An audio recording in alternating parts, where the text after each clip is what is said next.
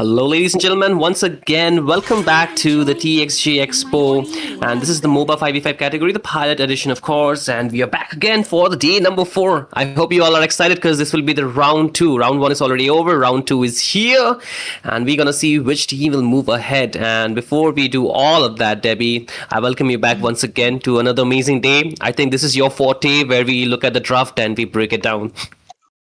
Yeah, this is what I love. Oh, finally, for the first time I've seen this tournament, the Claude has been prioritized in the first race, man. Yeah, I guess this is like... Good start. Thank you. Good start. Thank you so much, man. But anyway, So, it's going to come down Let to me execution, let me squeeze in a little info for you. Onto the blue side, we have Megatron Esports. I think you already know right. the players, right? And onto the red side, we have Lacerations. Lacerations? Okay. Laceration. Okay, all right. Yeah. I mean, we're pretty familiar with the name as well because there's Kelly, there's Simon, and I'm pretty sure Absolutely. Jerry Waves. You had a different idea, and we'll make sure. But yeah, this is already a very good combination that both of the teams has brought out. A bit of a flex onto the Boxer here.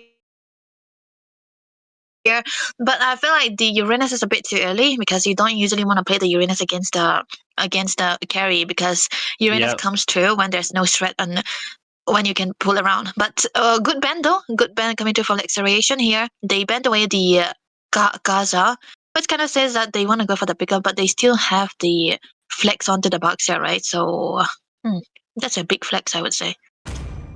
I do like it. Now the last ban remains, so they should take out another EXP option here, and it's going to be the Sora. I think a very good ban, but now both the teams need mid laners. So ZTN is open, God is open, right? So what should be the option for team Lacerations here? I feel like the Gore is a very good option here, just because of the presence of the Uranus as well as the Boxia. And they are the one actually taking away the Lunox. I mean, Lunox, for Megatron, you always want to remove away the Lunox because the mid laner loves playing the Lunox, if I'm not wrong. That's kind of a target ban. So they kind of need a bit of a bursty magic damage side. The Gore can still be available here for them. Yuzhong against the Uranus. I don't really like it against the Uranus. And when there is a Khalid. Same. I don't think so. I think the Esmeralda would have been a better choice here, but there's anti-heal out there. So I don't think the Yuzhong makes it any better because you cannot even chase down the Claude that easily. You could have gone for something a little bit more dive composed to actually get work with the Claude as well. And I do not understand one more thing. Why would you want to ban the R-Lot when you're already picking up the Uranus? The Uranus kind of counters it. You win the lane, then you have a Baxia. The Claude pretty much can actually juke it away, but very interesting ban coming in, right? I think something onto the mid lane ban would have been much more viable here. The Lilia, however, your thoughts? I feel like they need a hero that have a range that can actually handle the car carry.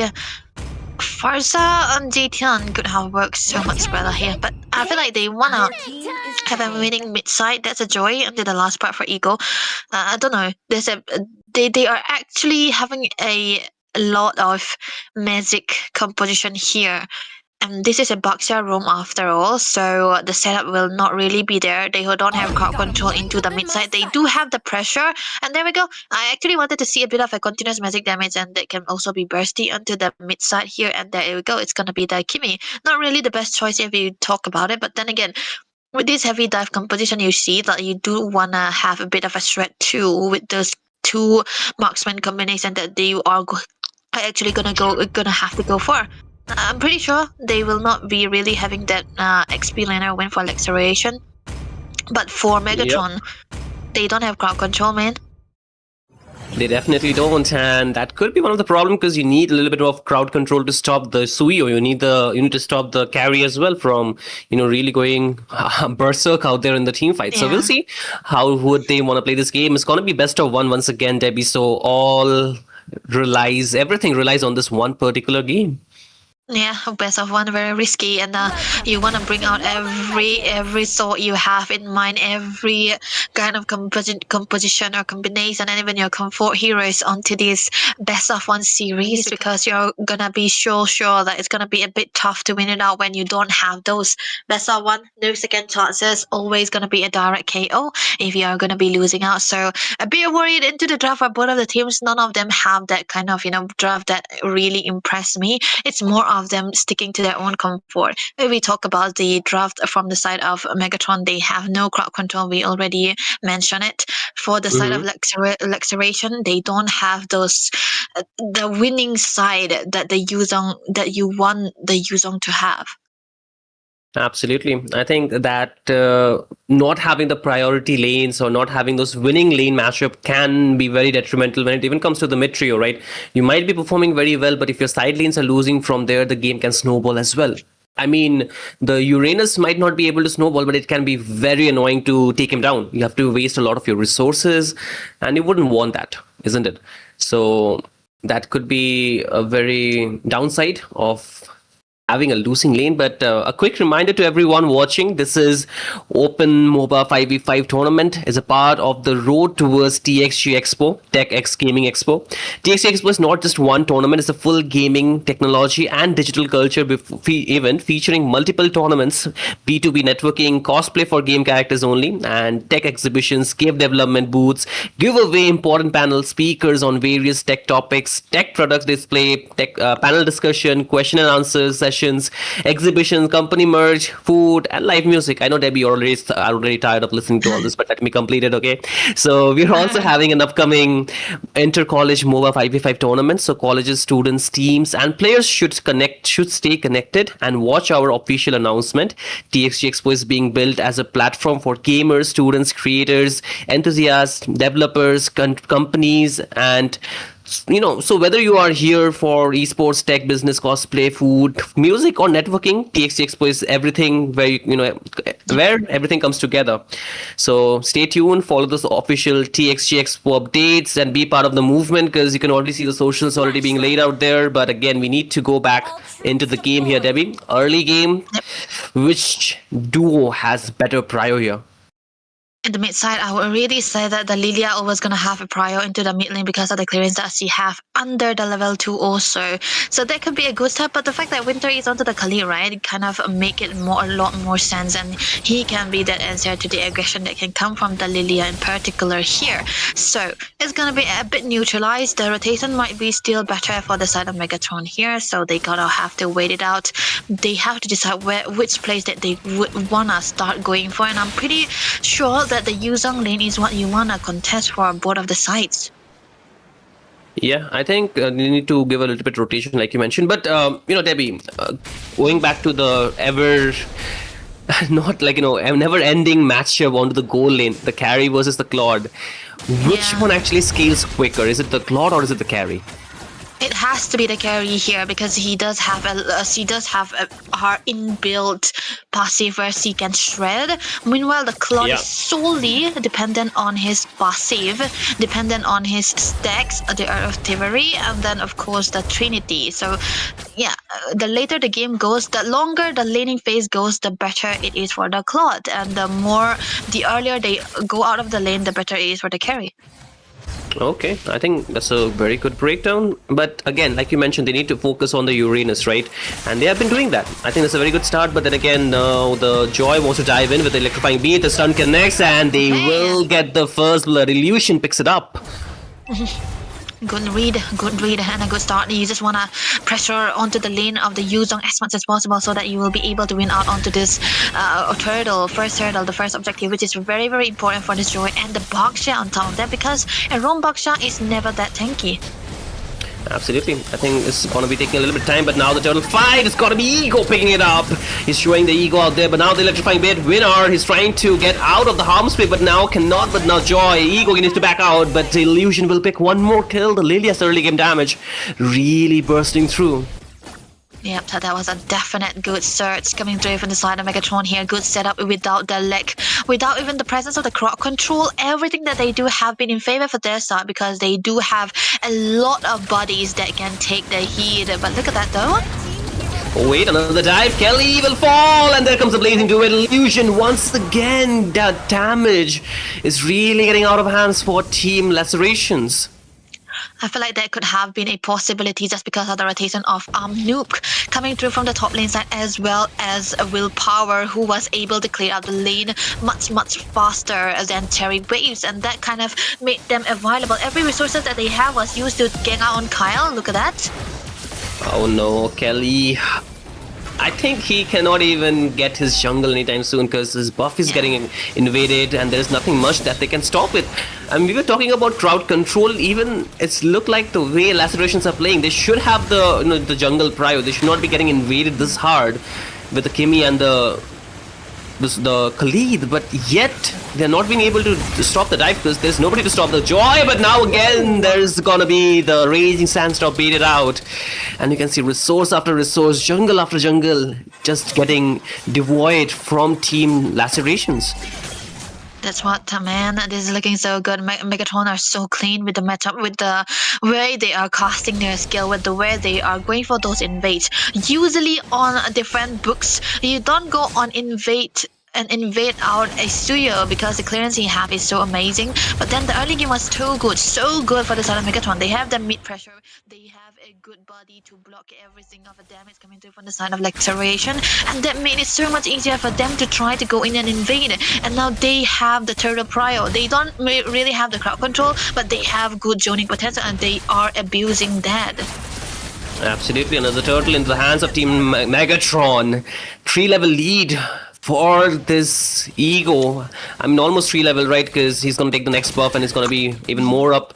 And for Kelly, I don't think so. He's having the best time and he's getting dove on under the turret. Ego picks another kill. He's really having the time of his life and nobody can do anything to him as of now. Yeah, this looks like the... bot lane? Oh wait, a lot of damage onto his winner. He cannot get back. He uses the flicker for the timing. The stun does not connect. One more hit is not going to go through. The heal back up. Winner is still trying to survive. Cherry Waves is there dealing the damage. Willpower is low and so is going to be I am Noob. But they will still survive. It's the Uranus after all. Can heal back up. But the turret, what about it? It cannot heal back up itself. Oh man, and a bit of a top lane side engage as well. This is why you don't want to play the Yuzong in such a manner. And also, one of the reasons why I was skeptical about the Yuzong pick is that you want to have that early game, you want to rotate out, you want to have the level 4, get that turtle, because the whole reason you're picking up the Yuzong is you want that first turtle, and they are really... Megatron are stopping that from happening. Looking at the build so far, Chesta is already built upon by Noob, which means he's going to be so much tankier, he's going to be able to tank out the damages coming through from the carry as well, but look at him, man. Ooh, again, a lot of damage. And I think they would not want to take another fight. It's just the turret that they want. But Lacerations, what do you want to do? How do you want to defend this? I don't think so you can, because as of now, 4k lead, 6 minutes into the game. This is looking like more of a snowball. Snowball. It is a snowball. This is what the opposite side of the team really wants. Not for Megatron, but it really... is in the hands of Megatron. They are so clean and sleek with the way they are engaging. They don't just go around half-heartedly. This is what you want to do in a team, right? When you have this kind of team fight composition, you want to go and waste out all the resources, and the way that Ego always enters on the perfect timing just makes it so much easier, so much cleaner. With the execution that they have so far, they are forcing Laceration to be stuck into their own jungle without even moving out. Yeah, absolutely. And now the third turtle, Team Lacerations, they can just wish that they can be contesting this one, but as of now you can see they cannot. All they want right now would be just getting a little bit more farm, getting the carry farmed up, and just hold on to their turrets like it's their dear lives. Yep, this is actually a bit too sad for Lacerations here. You know, usually when you're behind onto the goal, Suyo is the kind of hero that usually want to go for the farms onto the opposite sides of the lane. But nah, that's a solo kill in it. That's the second time he's been doing that. I don't think so he's going to be too happy about it. And even with the Kimi, I don't think so. I mean, the Baxia can counter the Kimi so well, right? With his passive from the ulti, with the Tortoise Puissance, as well as the blade armor is going to be a lot of damage reduction. But then again, the traction will connect. There's going to be the knockout. There was 2, and Super M will fall. Now they're looking for a little bit more targets that they can find, but the range will not really match up. And you can see Simon wants to go in, but Simon needs to go back here. Otherwise, it's going to be another movement from the side of Team Megatron to just take him down. Yeah, that was amazingly well done by the side of Restoration. For the first time in this tournament, they are able to show some signs of life, but then it's still not going to be enough because Megatron are so ahead, especially on Ego and Illusion. These are the 2 heroes that you do not want to give the leads on. They are so sleek, they're going to be so mobile, and even if you try to catch them, there's no lockdown that can actually kill them. The only thing that they can do is just go for the combination with the Raging Sandstorm and the Petrify onto Simon. That is the only way, and I don't think they will be able to pull that off. Even if they do, they are lacking out the damages. Absolutely, and now they'll be lacking on towards more turrets. That's the second tier taken down on the bot lane, Debbie, and this opens up the map so much. You can see the claw damage. Ooh, that's nasty. That's not really good, man. It's kind of like it's more like the end is coming for Lacerations. They don't have any ways to reply. Megatron are forcing their way in without getting invited, and that kind of makes it so much easier for Megatron, right? They don't even have to freeze out onto the lane because the minions, the waves are so lacking for Lacerations, and it's so tough now. 9 minutes of the game, Holy Crystal already secured by Ego here, and he had the concentrated energy too, so I am scared actually. How will they burst this hero down? Absolutely, it was already hard. Now it's going to be much more harder because you saw how the Suyo got taken down twice, even without the Holy Crystal. And now, with the Holy Crystal, man, hasta la vista, I said. Because it's going to be very difficult. But Cherry Waves just picked up the my bad, the Golden Staff at the 9th minute mark. Pretty slow, I would say, even though he has not gotten taken down. It's still a sign of life, but they still need 2 more items on towards him before they can burst down the tanky member. We're not taking a lot of damage. The sun connects. The burst, it doesn't go through because of the flicker. He survives. But now what about the rest of the waves? The holy defenses have been taken down already on the mid lane. The bot one still stands intact, but there comes the blazing duet from Willpower, dealing damage, but not enough to take anybody down. But fear of the resources being burned up, but it's going to be back on time before the Lord marches in. The holy defense down from the top lane, and the defense can become a little bit more harder again on the dive with the minions on the mid lane. They're still trying to take it down. Black Dragon form baited out. And that's the very early one. He doesn't have too much HP. He needs to go back to region. But then again, if Team Megatron, they want to push back in, they have the Lilia. They can deal the damage. You can see the HP getting chipped down. Another dive coming in from I'm Noob. But there comes Vigo with the dive. And the electrifying bee picks up a double. Illusion gets one of his own. And now Kelly Low as well. I'm Noob finds it. Miracle Boy, can you pull up any miracle? Not today. It's gonna be Megatron striking and winning the game. One of the cleanest moments I've seen Megatron pulling off in this tournament so far. That was such a clean draft coming through for them as well. Why would they need a crowd control when they are gonna run them down so easily? That was amazingly well done. I would say this is definitely one of the moments where you know that you are gonna be getting raided upon when you play Azalea with these heavy laden magic damages that you can see coming through from the side of Megatron here. No respawn whatsoever coming through from that side of Laceration here. It's like no peel even. They pick out the clip for the kind of aggression that they want, but they pair it together with a huge Zhong. That's not really the sign to go for, man. You usually wanna have the Uranus for yourself when you have a Khalid. But hey, I think Megatron really read this out, and they just obliterated them. It was too much of a pressure for them to handle. Absolutely. I think it was pretty hard for them, and it looks like Megatron were quite prepared for the opponents, right? Even with the way that they played, the way they executed the game, it was looking very clean, and they had 2 tanky frontliner and against a carry, right? That should not have been that easy for them to do. But what can you do when your carry is not farmed up and you're not winning the other lanes? The carry is going to get pressured into like a pressured inside like a pressure cooker, and he needs to perform. He has always that in his mind that I need to get the items quickly, I need to get the farm up, I need to have the shred for my team, otherwise we're going to lose. And that constant pressure also reflected on the other lanes. Like you mentioned, the Yuzhong was not the best pick in this game. Yes, it is a very good hero, no doubt about it, but very limited to the things that he can do.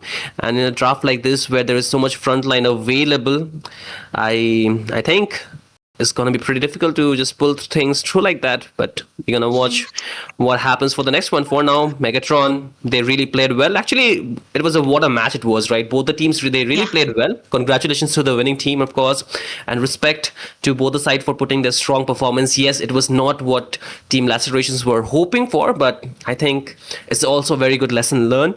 But before we move ahead, we want to remind everyone that this tournament is part of the journey towards TXG Expo, TechX Gaming Expo. At TXG Expo, you can expect multiple gaming tournaments, B2B opportunities, cosplay for games, characters only, tech exhibition, game developer booths, giveaways, important panel speakers, tech product display, panel discussion, question answer session, company merch, food, live music, and much more. Debbie, are you already asleep or are you still awake? I'm listening. Okay. So, yes, ladies and gentlemen, do make sure that you follow the socials, Nagaland Esports Society on Instagram as well as TXG Expo to know more about it. We'll break it down more for the next matches coming on your way. But for now, this will be it for game number 1. Do stay tuned as it'll be a very short break before we bring you the action from game number 2. So, see you on the other side.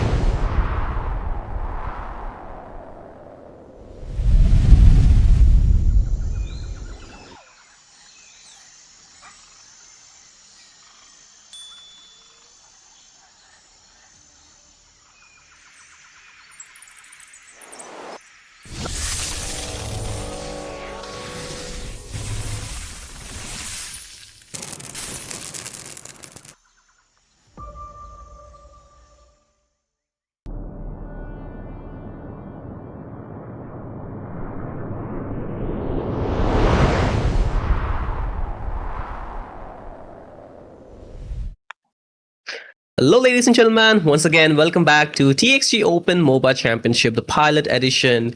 And this is organized by Nagaland Esports Society. Our event partner is TXG Expo Nagaland. Make sure you do check them out on their socials because this is a lot more than just an esports tournament. And I know Debbie hates me at this point because I've been just yapping more than her today because that's her job. But I'm taking it away for now. So you're back at it again, Debbie. How do you feel? No, I'm not. I'm not actually. It's fine, man. But hey, you have to go on and tell the people about the stuff, right? You can yap. What stuff? Not yet, not yet, not yet. There's time for that. You don't have to be so impatient. You don't have to be so impatient. It's okay. All right. But I'm just pretty excited about another best of one series that we have because the previous one, Megatron, and then Lacerations, it was kind of a too. I know you were disappointed. Yeah, I know you were disappointed. You were let down. How did you know? Because I do not see the excitement in you. That's why. Yeah, you heard it right. Because one of the drafts were like, I'll do my own thing draft. So as an analyst, it's something you don't really want to see, but then I love seeing it because of how clean the execution were coming through from the side of Megatron. So I'm a bit familiar with the team as well, but oh my god, it was so bad game for Aelia. But here we go, we have new teams coming up again. So is it Insidious? Because I see Sand Fraud. Yes, and Mr. Fraud is back today. Not the Ford, but this is the Fraud. Sand Fraud is back. This is Insidious onto the blue side and team Lunar Eclipse onto the red side. Lunar Eclipse. Perfect timing for them to appear here. Look at the bands though. It's gonna be the Marcel band and Phobos. I love a Phobos band. Guinevere, Juice, already gone, and the carry as well. Oh, Insidious. I feel like they also want to set up for the Claude again. Or maybe I'm a Claude Glazer, but hey, you'll never know, right? There's nothing wrong with a Claude first pick. No, I think very decent. And even the Harley's open, so they can go for that as well if they wish to. But Claude might be a very good start as well. And what else though? Because I even see the Kaja being open, right? So a lot of options. Like if team Insidious they do not pick it, I think for Lunar Eclipse they will have the option to at least trade off something good here, right? So the Suyu open as well. I think a lot on the table, right? Not on the table. This is a meta where you just trade out heroes at this point, Just ban away the heroes that doesn't fit your combination. That's what I'm looking for. So Harley. Okay, Harley is such a good hero that can kite around. So never too late to pick the first pick Claude because I still think that I would take a Claude Glazer over a Harris. Okay, Claude Glazer. It's so good, man. Nothing wrong because Claude, it's such a good neutralizer in the lane. Like you don't win, you don't lose. You just farm, and late game comes, you become a monster. That can also happen with Harriet, but when you get the Harriet, just pick the cards and prove her wrong, guys, please. The cards can be kited too with Claude. You never know. Okay, wait. Wow, we both are wrong. We both are wrong. Yay! I like it better. No, is it wrong that I prefer the Claude over the Freya?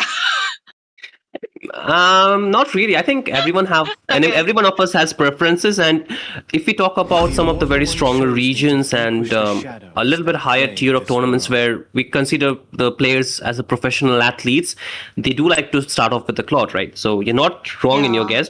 I think very correct, but the Freya has lately fallen off from the popularity. Not a bad pick. It is still strong. It is still decent. But in terms of popularity, I think the Claude is much more dynamic compared to the Freya, who is a little bit linear in the way it can be executed. Your team is picking. Okay. Oh, now I like the God pick here. I like the God pick. But then for a gourd, you kind of need something on the front line a bit so they can work around that. Humble God. Let's see though. Freya is, dare I say, a flex, because Panzinko, if he wanna go for a flex, I think it's still gonna be good for their side. But then again, do you really wanna flex a Freya? That's also not really the best option here. Goodway already banned, so what is the best choice that you could go for against this kind of competition? Because Leomord against the guard, it's kind of tough, no? Yep. I think they disagree with you. For some reason, they do not like you. They don't like your opinion. Yeah. Yeah, Debbie. Oh man, oh my god. Yeah, man. They still want to go for it. I still think it's fine because they prio on the Leomord, because if they hang it on just a little longer, it could have been banned away. So a very good rate. Insidious, they did good with this. I think in terms of jungling options, the Leomord and the Suyu are the top prio if you do not have the Harley, right? So in terms of that, I think it's still decent. A Terrace out here. I would rather prefer a little bit more dive, maybe even the Arlot or the Yuzhong, perhaps, because it can work as a better front line. The Terrace, yes, you have the penalty zone, but very easy to get out with the Flicker if you have it. But it can work better. It can work as a better combo with the God. So that could be one of the possibilities. Your You know, if I am a fan of a Claude into the gold lane, I'm a fan of a Teresa. When you see a Leomord, this is already going to be a good winning side into the objective. But I'm kind of worried about the Freya, right? Because they still have the Freya. This is a very big combination you want to go for. Freya plus Leomord is a very team fighty combination. You focus on the Freya, but you lose everything to focus on the Leomord. You focus on the Leomord, you lose everything to focus on the Freya. And either way, it's still gonna be a winning side for the side of Insidious. So for now, for the side of Lunar, what they can do is get another kind of hero that can actually disable the Leomord. I would think, like maybe, reply the horse with another horse. I mean, not a bad idea. I think it's a very decent idea, as a decent choice as well. If you want to go for the horse as well, the slowdown can really work in your favor, and the gods skills can hit a lot better, and the combo can work as well. But if you want to go for the side of Team Insidious, if you want to go for the high loss, I think it will be a little bit one-dimensional, and you can get easily poked down from the god. So that horse and horse combo could be good, but it's good for both the teams, I would say. Like I know you mentioned it for the side of Team Insidious, but I think it can also be a good for Team Lunar Eclipse. Yeah. Looking at the ban so far, they banned away the Kalea, so I don't get it, because I don't think Kalea should be an option for Insidious, right? Because, like you said, if they are the one picking up the highlights for themselves, then they are ready to go. They have a backline diver, they have the front line that can actually go and fight amongst them all. That's gonna be very, very good. Oh, there we go, they banned the highlights, man! Oh, this was actually a good hero for the side of Lunar, but what is actually available for them? Do you want a Grok in this? At least it can stop the Leomord, right? Yeah, the Grok would be good. Even maybe the Kufra as well. Like, could it be a better option? Kufra. Yeah, it can stop the Freya actually. The Kufra can stop the Freya's continuous dive. Not the best option, I would say, but it's a decent choice. If you do not want to go for the Grok, the Kaja is open as well. If you would want to go for that combination as two, the God plus the Kaja combo as well is a very decent choice too. But they're still holding on to their roaming options here. The Moscow. I hate it, man. The Claude was open, so I think they could have still gone for the Claude, right? It is. Why do you want a Moscow when you already see a Freya and a Farsa, man? Ooh. It's like they don't wanna, make their life easier. I'm kidding. Moscow struggles a lot. Oh, this is the Freya flex that we are actually talking about. Oh my god, I don't know why, but I really like the drop coming from Insidious here. So now that there is... Yeah, you just saw the Freya. You just saw the Claude and it just became your favorite. Okay, Debbie. Claude Glazer, I wouldn't mind even Glazer the Claude. And I would love if they I still like the Gato here because you can dive in onto the gourd, right? Team fight heavy laden combination. And the plus point is your Gato Gacha isn't the one who will go for the set. Please no, not the Tigreal. No. What is it? What is No. available? Against the Gato, though, Grok is still a decent option, I think. Yeah, Better than Grok, the Tigreal here. Atlas. Wait, no. Atlas, huh? I don't think so. Because Very squishy. Cloud and Early Farsa, game. Yeah, very very squishy. Cloud and Farsa Yeah. can just bring Purify. true. Oh no. Are they asking us for options out here? Franco, no, bad. Okay. Khalid, Ah, I'll give it to them. Decent? Khalid is still decent, yeah. yeah. Mm. Yeah, not too bad. So, Not too bad. the Freya EXP against the Terizla, huh? Okay. The how will you catch a Freya now? Oh man, this is kind of a bit tough here. No crowd control Now for the the Freya, Purify. actually. Yeah. No shutdown, right? They're actually focusing a bit too much on Humble God on the Leomord rather than the Freya here. So it became a distractor, right? Insidious are doing so good with the draft, man. They let their focus shift towards the Leomord. That is gonna make it easier for the Freya to play around. So this should be a game for the Freya. And late game comes in, their early game goes wrong, and the late game comes in, then it's gonna be so Yep. much better for them again because they have the Claude. They have a lot of damage dealing sources for them, right? So it depends how they utilize it and how they want to dive into the team fight. But again, ladies and gentlemen, welcome back into the Land of Dawn. It's going to be another best of one. This is the knockout rounds for the round of 16. 8 teams will move on from here, and which will be the 8 teams will know. First team has already been proceeded. That's going to be Team Megatron, and now the second one will be here being played between these two teams, and one of them will move ahead. So again, let's see which team plays better. On to the cast deck is going to be me, Shinryu, and I'm joined by Debbie. Of course, this is a team. These are the teams that I kind of look forward to because of the draft that they pull it out. So yeah, this time around will have a better chance because in comparison to Kelly, right, he does have a screening hero that is actually doing good and trying to give out the vision of where Humble God is going to be. Whoa. Pretty good. Yeah, we got pretty low, so you guys in. Start saying guys will be low as well, and they take Flicker? down Humble God. Flicker baited out as well from Paranoid. I think he was almost going paranoid with the dive this early in the game.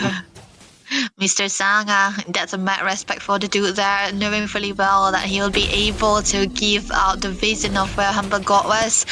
A good resource burn for good reasons, I would say that is Wait. over.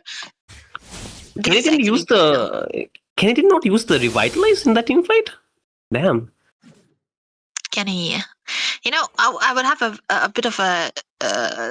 This is Revitalize have a very low cooldown, so whenever you are poked down, you just use the Revitalize. But look at the mid lane force. Whoa. Again, the taunt is gonna connect, but Paranoid, he doesn't have the flicker, needs to play careful. Now, it's kind of with this kind of early game that the Lunar Eclipse are actually playing around with. This is actually good for them now. They are trying to stop Insidious from playing the way that the draft is looking too, because they want to have a bit of a winning side into the mid lane and rotate faster with the Gatot and the Farsa altogether. And they are not letting them do that because of one Khalid pick that they have right now. So they will be eventually starting onto the turtle again. And this is very good for the Suyo here. Yeah, we have been seeing a pattern being followed here, right? Both the games, when the jungles get invaded, the other team automatically play passively. And that is something that gives a lot of leeway for the other team too. And you would not want this against the Suyo, which is very heavily reliant on a snowball kind of composition, right? So if you give him that kind of space, along with the Moscow and a God, it's going to be a very difficult late game for you. Wow. I told you need to play careful, Paranoid. No, bad. But paranoid, you have to stay paranoid. Wow. So now, actually, Lunar Eclipse are actually pulling the early game off with just one hero. That is the Khalid. And I'm pretty sure Sarsanga really knows that really knows the way you want to play that game. And they are actually winning out onto that too. So now it's looking good. Insidious, they don't really have that plan A anymore. The plan A was rotate earlier, faster, go around the map, and enable your side lanes, especially especially the Freya. But now they cannot really do this because the reason is always going to be definitely out there. And you're going to be getting stopped most of the time. It's like a flying CCTV because this Sangha is always somewhere. Absolutely. And I think even the god adds more layer to that, right? He can go for the stuns from a very good distance, and it's not easy to get out of it. And even if you are just stunned with the first and the second skill combo from the god, it's enough damage with the true damage hitting you as well. So even if you have enough HP, it's gonna get chipped down. But again, Sarsanga getting a poke down here. The Phantom Steed is gonna continue. Oh, the penalty zone will lock them down. No escape. The Mystic Gush comes through as well. You can see Kenny trying to revitalize himself, but he cannot revive that damage that is taking as of now. But then again, Sanford, he needs to back off. But Pazinko is trying to survive as well, but they're diving on Sanford. One more hit, can they find it? They go to the other side. Simian is there, and so is Zanma, but he's stuck in a no man's land, man. I feel bad. No escape from there at all. So 0-5. That's a statement. Stick now for Insidious, they have to move towards the plan B. And the plan B being playing for the Cloud. But look at the mid side. Kenny, no revitalize, falls for the second time. Killing spree for Sir Zama. Why do I feel like they are measles, man? Sir Zoma. Sir Fila. Okay. No words. I do not have that Mizopass, guys. I do not have that Mizopass. Even though I have been to Mizoram, I do not have that Mizopass, which Debbie does. Because she has a son who's from Mizoram. Apparently I have two sons, but no. Okay, let's see though how the game will be going out here again, because looking at it so far, the side of Lunar Eclipse have the better chances here, but they are a bit too one-dimensional. Even if they win out to the early game, they have to wait a little bit longer for the Moscow to get farm out. That's the thing that they're waiting for. The Moscow really doesn't have that spacing when you are playing against Barca. But looking at the competition so far, they are winning into the early game, and this kind of look good for them. Yeah, and I just got the confirmation, Debbie. You're right. They are Mizo. Team Lunar Eclipse. They are Mizo. Right. Yeah, thanks for the information, Miss Mr. OPTA. I don't know, OPT. Yeah, OPT. Thank you for that. But again, another engage. Kenny is going to be very low. The turret gets taken down in the hands of Kid, and now they want to push it further. You're gonna see they're really playing so Chuck Lutuk here. Very overpowered gameplay, and there comes another dive. The combo connects. The plays into it there. The AOG used up, but not going to doing enough. Paranoid falls as well. Pazinko is low, and one more hit. They take him down. And now next, it's going to be White Kenny. The Phantom Steed being used up. Kid just dives back outside from the harm's way. Sanford is trying to chase him down. The push back from the Superior of Misery is going to be there. 3 members out there. Yeah, they're all locked in, but the damage is not going to be enough from either of the side to take anybody down. The SOD completely missed, but now comes Senior, and he takes down Sanford. There's the Mystic Gush. Humble God, no way out. They take him down as well. 0-11. And this is going out of hands for Team Insidious. This is a power sword born by Lunar Eclipse despite the draft being not in favor for them. They are looking so good because of the execution that they have. And I would like to give everything from the early start for Mr. Sangha there. He's doing such an amazing job with the Khalid. Just one Khalid pick that kind of saved the draft coming through from Lunar Eclipse here, and the follow-up always coming through by the Suyo, by the Gore. They are always coming together, planning the same crime together and pulling it off without getting arrested as well. So now Insidious, they have to be decisive. They don't have the firepower for the early game anymore. They lost everything that they're building up for with their draft. The only way they can turn this around is Pazinko is able to find that late game that they are looking for on the Cloud. You just saw Sir Sama pick up the just a small run. And oh wait, another Mystic Gush coming here. There's no way for him to get out. The AOG was almost used up, but the stun cancelled it out. The front line cannot sustain the damage, and that is why the God has been so popular lately, right, Debbie? This damage is too unreal. Underrated and unreal, but it's not underrated anymore, never mind. But you know, looking at the score so far, 0-12, and if you look at the draft, the 12 should be looking like for Insidious, right? Because they have a Leomord and a Freya who want to go for the fight most of the time, and it didn't really work. the fundamentals of the draft hasn't been used really well for the side of Insidious. It's more like Lunar Eclipse are taking the advantage of the situation, even despite having the losing draft. But look at the mid side. Look at the stun. He's just dishing out a lot of damage and true damage onto the top of that too. And this kind of makes it so much easier for Lunar Eclipse to kite around the map because no one is there to try to get onto the court. Just the AOZ, right? But where's the follow-up coming? It's not gonna come true. It's like they have to really focus on the timing, but timing is everything in this game. Sarzama is trying to hold the front line, the stun connects, the feathered airstrike drops down, the minions trying they're trying to clear the minions, but it's not going to get cleared in time. The second tier on the mid falls, and now they're going in. There is the penalty zone. Phantom still being used up. They're trying something, but the spear of Visible locks them down in the track. The AOG completely on the background, misses it out. Nobody falls. Humble Gusting are taken down, but then again, why Kenny? Why did you do that? That's going to get you taken down as well. What the heck, dude? You're not supposed to go in like that. You completely missed out on the skill, but now another dive in, and this time Paranoid, he will follows too. And that's a double kill for Senian. One more survives, it's gonna be Pazinko, but he does not have the blazing duet to clear out the waves. More minions are coming through, and the high ground tower on the bot lane will fall. The mid one on the verge of getting cleared up, but not yet taken down. The Lord is gonna be there, spawning in about 5 seconds. So Team Lunar Eclipse, they have given 1 kill in that team fight. It's gonna be Senian, but I think they can still prioritize the Lord. But Insidious, they're getting denied of everything here.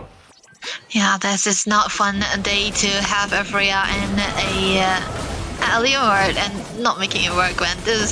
What's this kind of hurts, man? This kind of drops that you usually want to win out to the early phases of the game and even have a league game. But man, we have to blame onto this flying carpet guy, right? The Khalid doing everything for the team, whether he's starting the fight. Oh, look at the Mystic Gust, dishing a lot of damage.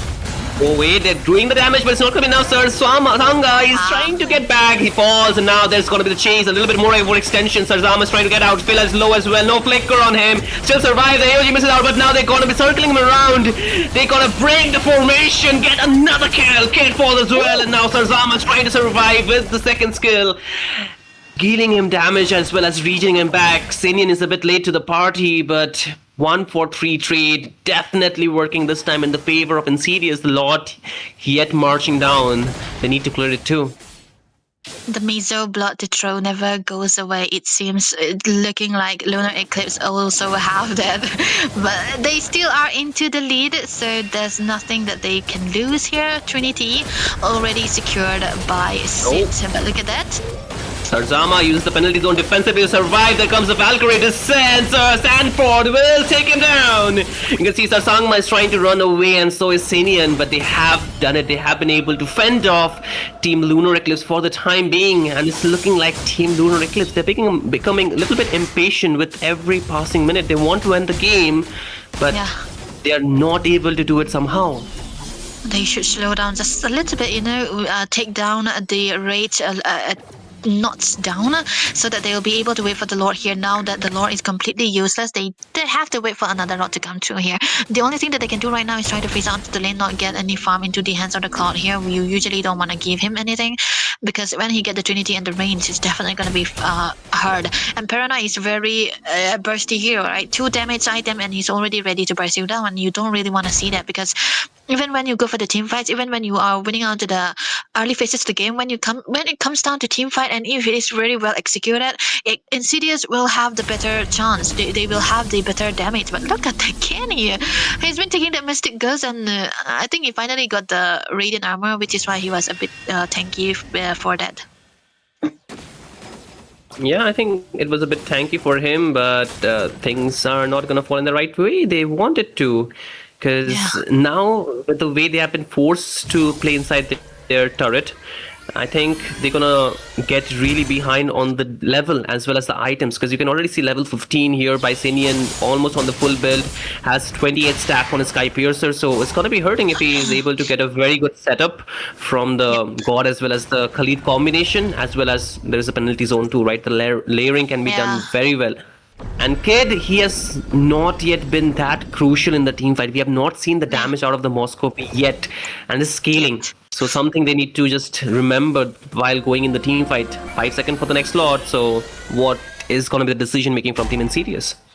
they can actually clear it out, but then again, do you want to give it that freely? They have to trade out with something here, but they are not really allowed to go in round of vicinity just because of the Sarsanga. They are just screening them away, zoning them away from their own bases here, so they are kind of forced to take it.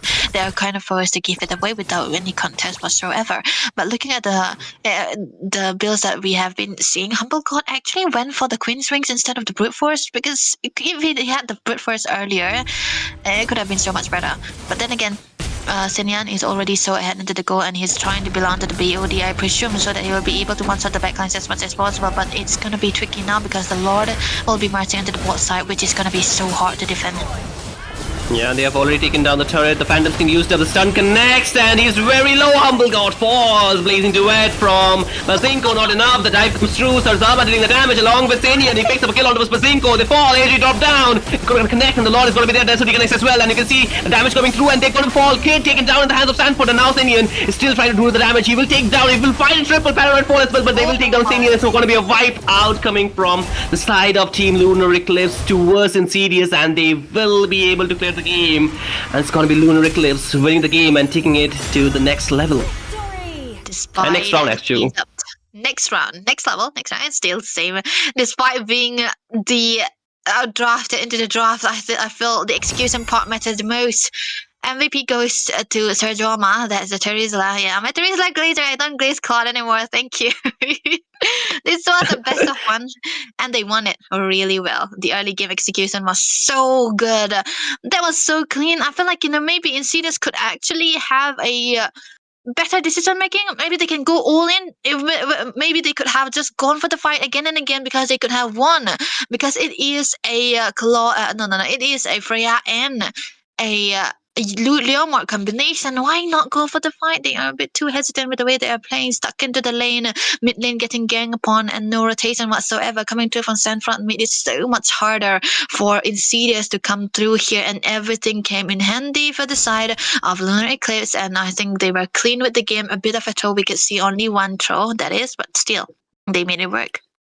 They definitely made it work, and that's why they have been winning the game. I think for Team Insidious, it was the fact that they got invaded in the early game, and I did mention about the pattern, right? How the team automatically becomes much more defensive, passive when we see such gameplay happening, and I think that is what is leading to the snowball. And like I mentioned before, at the starting of the game, like, you do not wish to give a early start or a snowball gameplay to a Suyu, to a God, as well as the Moscow, because they're going to be hitting you a lot harder than you can even survive. The damage is not enough for you to sustain, and with the setup that they're going for the side of Team Insidious, they do need a very momentum-based game, especially for the Leo mod. He needs early game. He needs early kills and some, winning objective. He needs to have a level lead at least compared to his opponents, but it was never likely that way. And Paranoid, I know he had a Farsa with a long range, but he didn't have enough damage to deal out. You can see his 19% in that team fight is even lesser than what we expect from a Farsa who has such a long range, right? So I think that was also being a problem, because he was not able to position himself. There's a lot of dive and all those things combined. I think it was just a bad day for Team Insidious. The drop was not bad. The execution could have been better, for sure. I'm still stoked that a Claude lost. Oh, man. And that too with a combination of a Leomord and a Freya. Yeah. Come on, man. That is something you don't usually see. But hey, there's gonna be a matter for the execution part. Maybe they can train out that draft a bit better, even though you know the draft. If you don't really know about how the execution goes on, then it's not really the best. So good luck to Insidious for the next time. But Lunar Eclipse, that's the Mizo pride that we have in a Nagaland tournament. Damn. You didn't have to put it in that way, man. You're gonna start another fight here. Okay. But hey, ladies and gentlemen, it was a very good match. But before we move ahead, we want to remind everyone that this tournament is a part of the journey towards TXG Expo, TechX Gaming Expo. At TXG Expo, you can expect multiple gaming opportunities and tournaments, B2B opportunities, cosplay for game characters only, tech exhibitions, game developer booth, giveaways, important panel speakers, tech product displays, panel discussion, question answer session, company merch, food, live music, and much more. We also also have the upcoming Inter-College Moba 5v5 tournament, which will be a major highlight for students and college teams. TXG Expo is bringing gaming, technology, youth, creators, developer companies, and the public together under one platform. So keep following the official updates, share it with your friends, and make sure you do not miss the TXG Expo. And in case you want to have some more updates and you want to know where it is happening, how it is happening, and when it is happening, do make sure that you follow both Nagaland Esports Society as well as TXG Expo on their socials. You will be easily to find for them, and do make sure that you stay tuned for the next games as well, because Debbie, I know you were not really at the edge of your seat with the previous two games, but the next game will definitely make you go that extra level of craze for the team. So with that hope, we'll go for a short break. Do stay tuned as we meet you on the other side.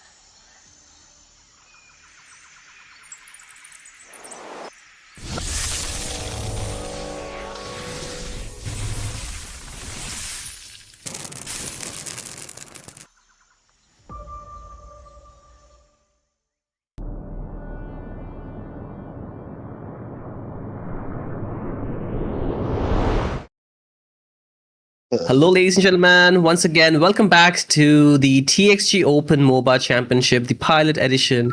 And we are once again back. And I know Debbie is looking very happy, but deep inside, deep down, she's very sad. She's very disappointed, guys. I don't know the reason why. She will say it herself. What? No. Okay. I'm just kidding. I'm just kidding. I'm just kidding. Okay, man. I mean, you have not been able to break down the team fights. You have not gotten too many. Not the team fights, my bad. The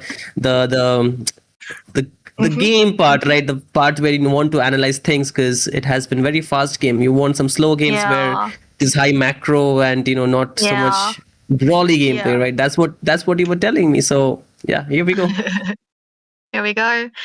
But what are the teams that are going to be playing today the next? Because, after seeing good names being, swept left and right, it's like, with the good names and the good draft, this tournament is all about the execution for some reason. You can have a very good draft, but then you will struggle in game. But you can have a very bad draft, but you will make it work. So is it going to be about comfort? Is it? For now, I don't think so. It could be the comfort as well. I think some of the players, they have comfort on the meta heroes as too, and while the others, they try to replicate the meta, but they're not so used to on those heroes. Or I would say they are used to it, but at a level where some people can use their comfort so well, it's still not to the equal par. I mean, at par, basically, what I mean. So that could be one of the leading factors why the teams have not been able to, outplay certain moments, or have been really able to, match that tempo with opponents. Also, stop very basic things. Basic, when I say, is not so basic, because when it is done by teams that know what they're doing, it becomes pretty difficult to push it back. So I think that has been one of the problem. And when I was mentioning about this, I mean the invades that has been leading to a little bit of snowball for any team that have been doing that.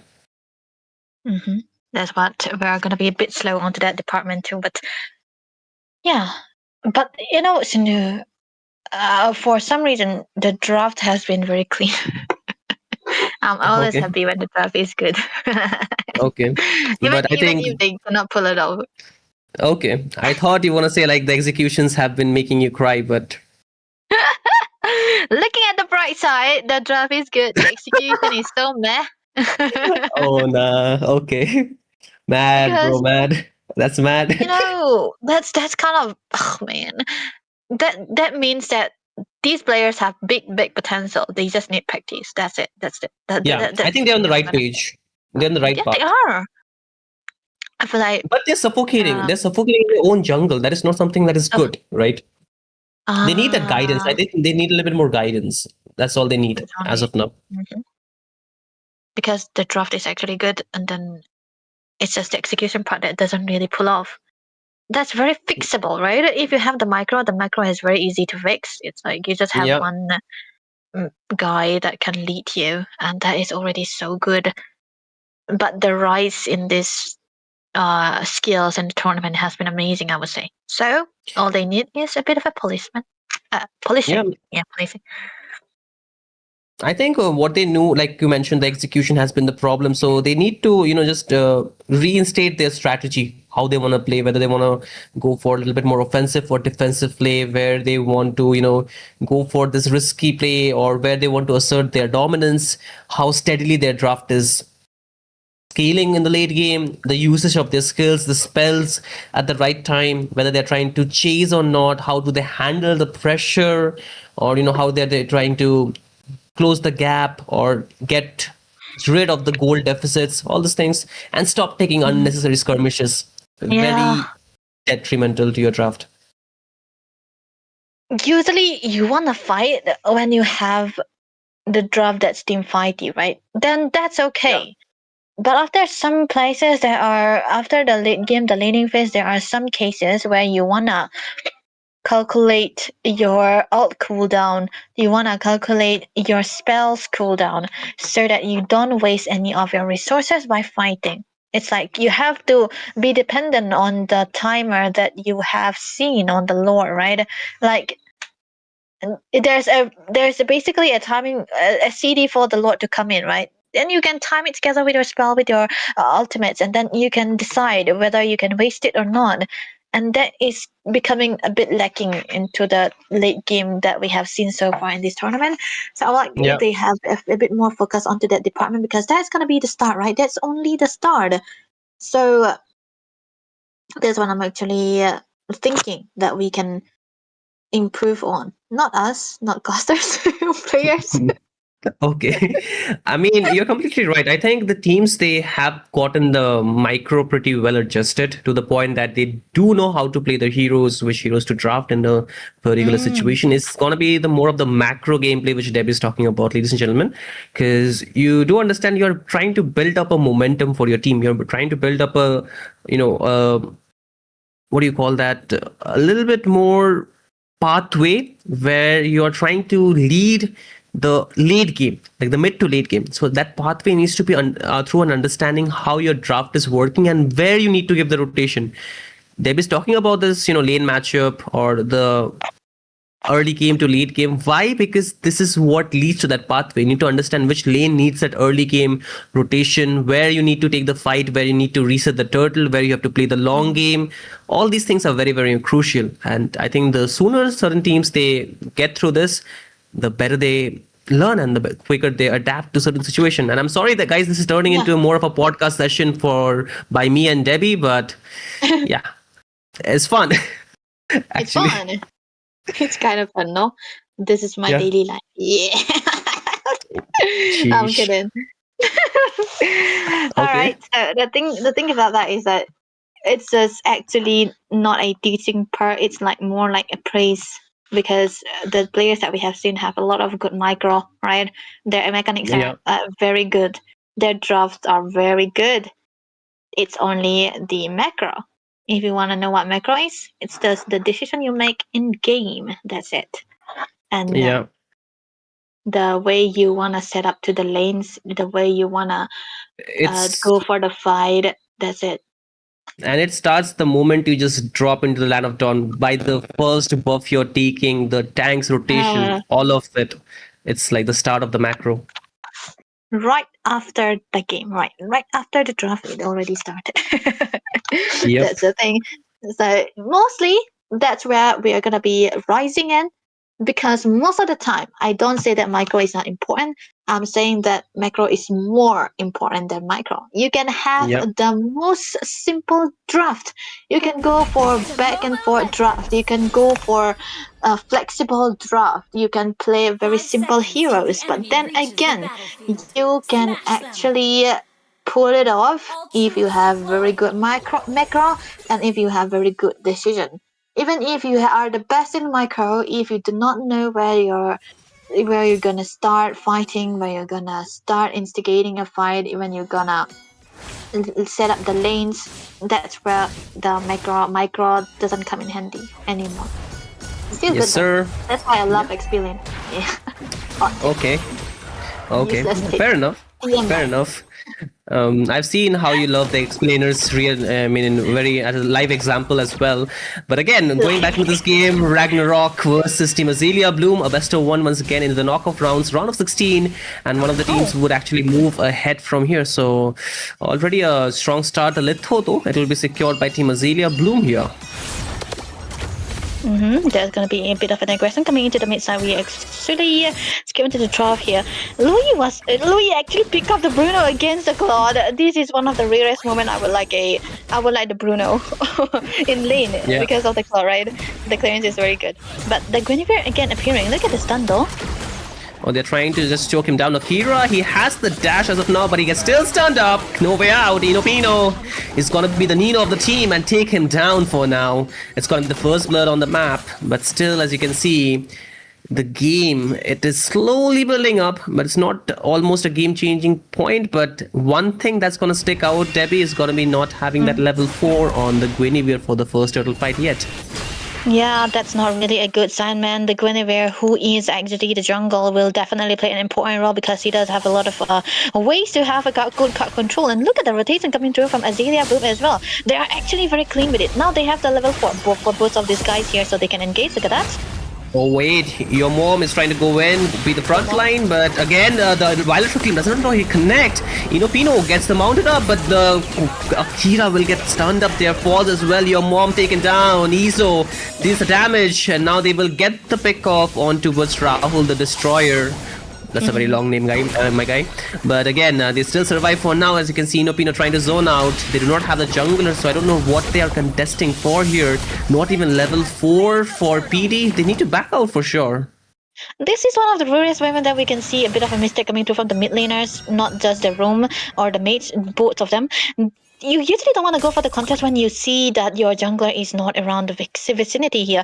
It's more better if you go for the compensation on the opposite side of the lane. That way, your loss will not be counted. I think it's so tough here because they did not know where to take the fight, so they kind of stuck into the lane where they have to do their own thing and even try to contest without the retribution. That is kind of a forced error coming through for their side as well. But Azalea Bloom, they are rotating very good here. The rotation, they are clean with it. The combination that they have into the mid side also, I really like this combo.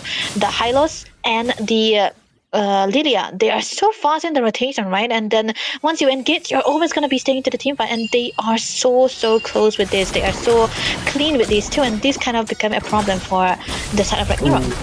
Oh, another blazing duet up in the top lane. Louis does not have a way out. No flicker means that no party for you. Falls as well. The gold plating will be taken away by Team Aelia Bloom here. Okay, this is kind of looking good for the side of Azalea, but they're going to be winning it. They're just going to take down that first turret just because they won one team fight. This is the power that they have with the early mid rotation that they have bot lane. Oh, Inopino gets stopped up, knocked up, as well as the damage comes through. He goes for the mounting onto Akira, but he is a Guinevere. He can just dash in and out. He still survives, gets off from Akira, but now your mom cannot win this lane against a glue whatsoever he does. But VD gets stuck, and it's gonna be Iso picking up another free kill for himself. Yeah, free kill. That's so free for the taken here bot lane as well. You know, this is a top lane. Whoa! Louis trying to still fight it out. Did have the flicker, but burns it up. But Max blazing duet with the DHS deals a ton of damage there. Usually on other heroes, like when you are ahead in goal, the clock wins out, but the Bruno kind of hold it a little bit. This kind of tough for their side here, but still, it's gonna be good. Turtle already taken by Ezo. Do they want to fight? Yeah, I mean, your mom is trying to go in, uses the flicker out. There comes the glorious pathway. Another dive in. Iso takes up a kill, and now the rest of the team is trying to run here. Akira will be able to use the Cyclone Eye to find a way out, but PD gets a little bit of damage. Uses the Circling Eagle to go back in. Is that the right decision? Because the stun up going to be there, and Iso picks up another kill here. They cannot do anything to the Hylos whatever they want, but now the mid lane, they cannot defend it. There's going to be enough minions for them to take it down. You can still see that Kandrang is trying to clear it out, but it's not going to be enough for them in time. They still lose another turret, but I'm sorry, man. I did not want to call you out like that. It's like Kandrang. I need to read better. Sorry. Kandrang, you know, one thing I like about the Hylos again is that it's good, so good against the Phobias. It's kind of nerfing down your passive half, right? So it makes it so much easier to stop him, and no constant infernal pursuit, which the Phobias is actually made of. But Akira though is gonna be getting the concentrated energy, and he might eventually have to go for the brute force rather than the winter crown, because it's going to be a bit too expensive now, because he's down 2 times already, not the best case scenario. And Sky Piercer into the hands of Ezo, and he's already so rich onto the goal as well, so which means he's going to be able to burst anyone down. Yeah, we know with the split grab brings back. Your mom does not have a flicker. Iso is there, unstoppable, picked up by him. and that's a 5th kill on towards him. Up in the top lane, Max was trying to get engaged on, but he has the support of Rahul the Destroyer, so he can still survive it through. Louis trying to still hit the jungle creep. Does he know there's somebody waiting out there who's gonna pick it up? Never doesn't really matter because it's not enough gold, but then again they're trying to zone it out. Pino gets another good stun now. Akira forced to dash out with the spatial migration. The Circling Eagle being used up as well. 2 of the utility is already burned up. That means that there is no turtle contention coming from Team RagnarogG here. Yeah, they can't even do and find a compensation in bottom lane because there's gonna be a massive wave coming in there. You're gonna have to take time clearing it out, and by that time, the teams will be arriving already. Aelia Bloom are so clean with this. Even with the fact that RagnarogG are trying to find compensation across them, and they are unable to find because they don't have the firepower to go in. They don't have the damages. They don't even have the front line that they want. This is why I kind of, I used to be very skeptical about the combination of a Matilda and a Phobias, and then Aelia Bloom, they pick up the massive counter of Phobias and they are just ready with it. One high loss and then a glue, and it's already enough, and they just shut him down, and there's no frontliner and there's no tankiness coming through from Akira as well. Even if they want to go for the team fights, they don't have damage on top of that. Yeah, I mean, you do understand that the support meta has been long gone off for good reasons too, right? It's not like it's a bad hero, but it's not really working as way as the frontliner, the pickup composition has been working, and we see the limitations to it that way because you do have the healing, but the healing has been cut off a little bit, and because of that you do not have enough sustain against heroes that are this bursty and has a lot of shred damage, both in the hands of Team Aelia Bloom, right? They have the burst damage, they have the shred damage here. So Debbie also will agree to me when I say this, that the drop is really built in a very counter intuitive, or in a very high counter based compared to Team RagnarogG, how they want to play this game. For the recent ones, I would say that anytime you see Ezreal, you don't want to pick up the Guinevere anymore, but hey, this is gonna be just a big fight out there. But I don't think Aelia Bloom will force it. Usually when you see a Suyo, you don't want to play the Guinevere anymore because Suyo has a lot of mobility that can dodge away the spatial migration most of the time, right? And it used to be a thing, but now not anymore because the Suyo's so much prioritized because he can have the tankiness that he needs, the ability to dodge, and even the versatility in the builds, right? He can actually bring the Queen's Wings as well. So Lord taken freely, they cannot really do anything because, like I said, nobody that can stand into the front line. It's just a Matilda and the Phobias, and the Phobias is already very, very countered hard. Yeah, I mean, with the Claude being this farm is already too difficult. Snowball from the Suyu, and there is a Lily always lurking in the shadows to just deal you damage while you do not even realize it. Another jump does not connect from Akira, and I feel they're getting a little bit too impatient here to just try and find a way back. 0-8 is the score. It's got to be 10 minutes soon, and it actually kind of stings when you think about it, right? Because this is like a slow death that is coming for you.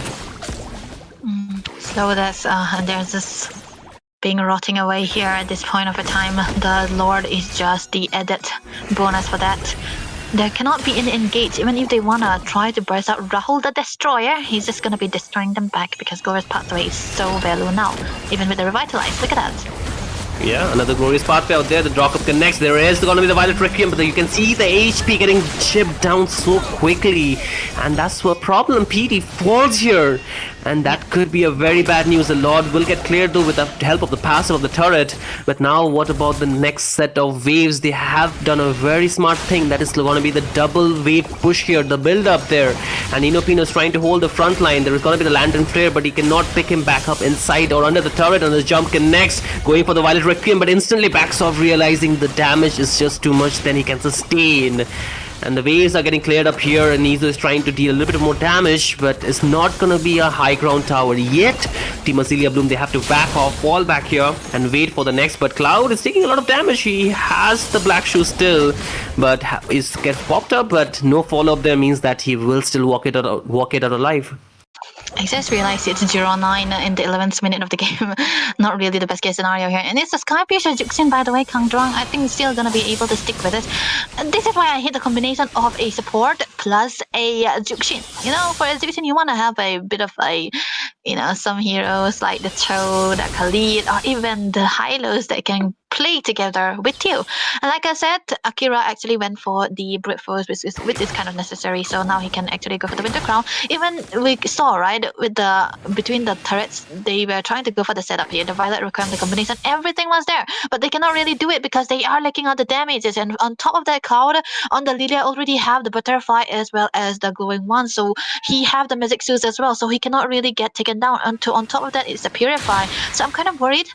With 40 stacks already into the hands of the Suyo, Ezo can burst anyone down. It's already good enough, right? It is good enough. I think it's gonna be a lot more problems because if they try to take a head-on fight, we saw Akira getting burned up. Like, not having the Winter Crown could be one of the problem, because with the Winter Crown you can actually just hold on the front line, but without that is looking a little bit more dicey for the side of team RagnarogG. They do want to go for the fights, but they do not know how to, and the only way of solace would be just getting Louis farmed up, because they have to defend another lot push here.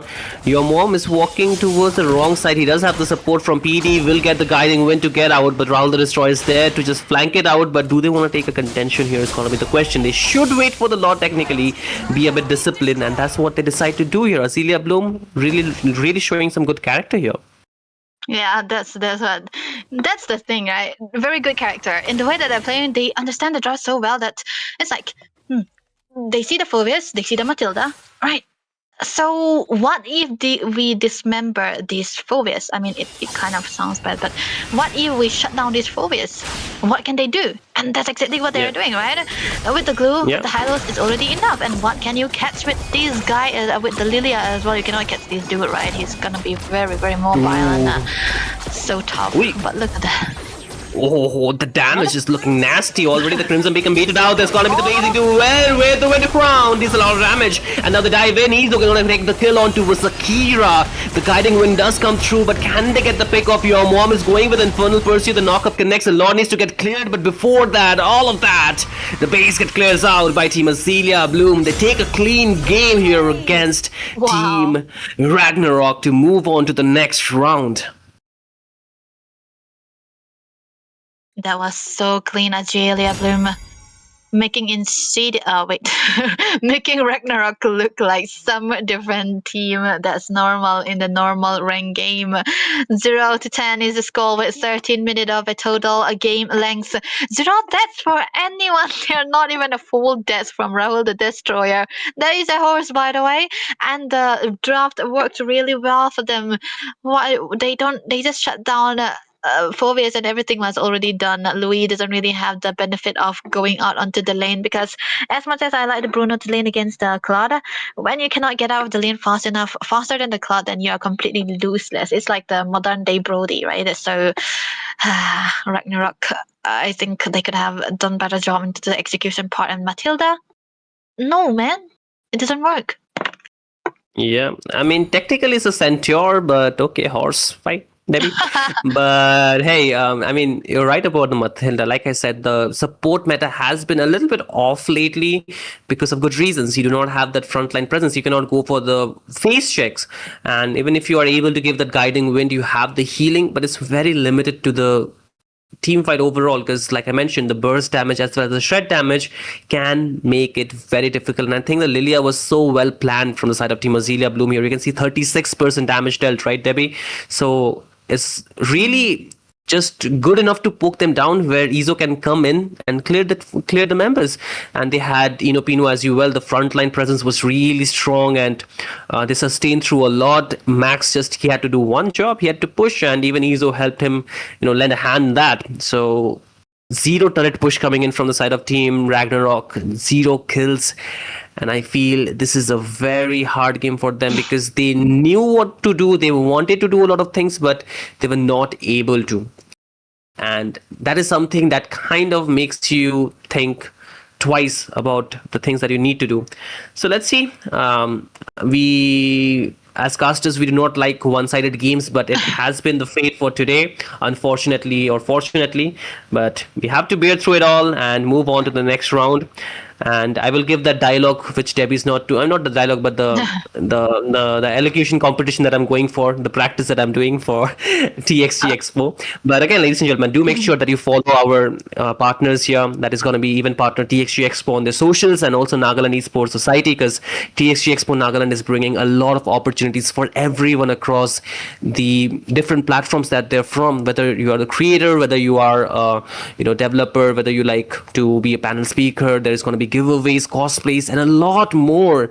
There's going to be a inter-college MOBA tournament, so you need to take participation in all of these things, because it's a very learning experience, and you learn to grow together with people from across different fields.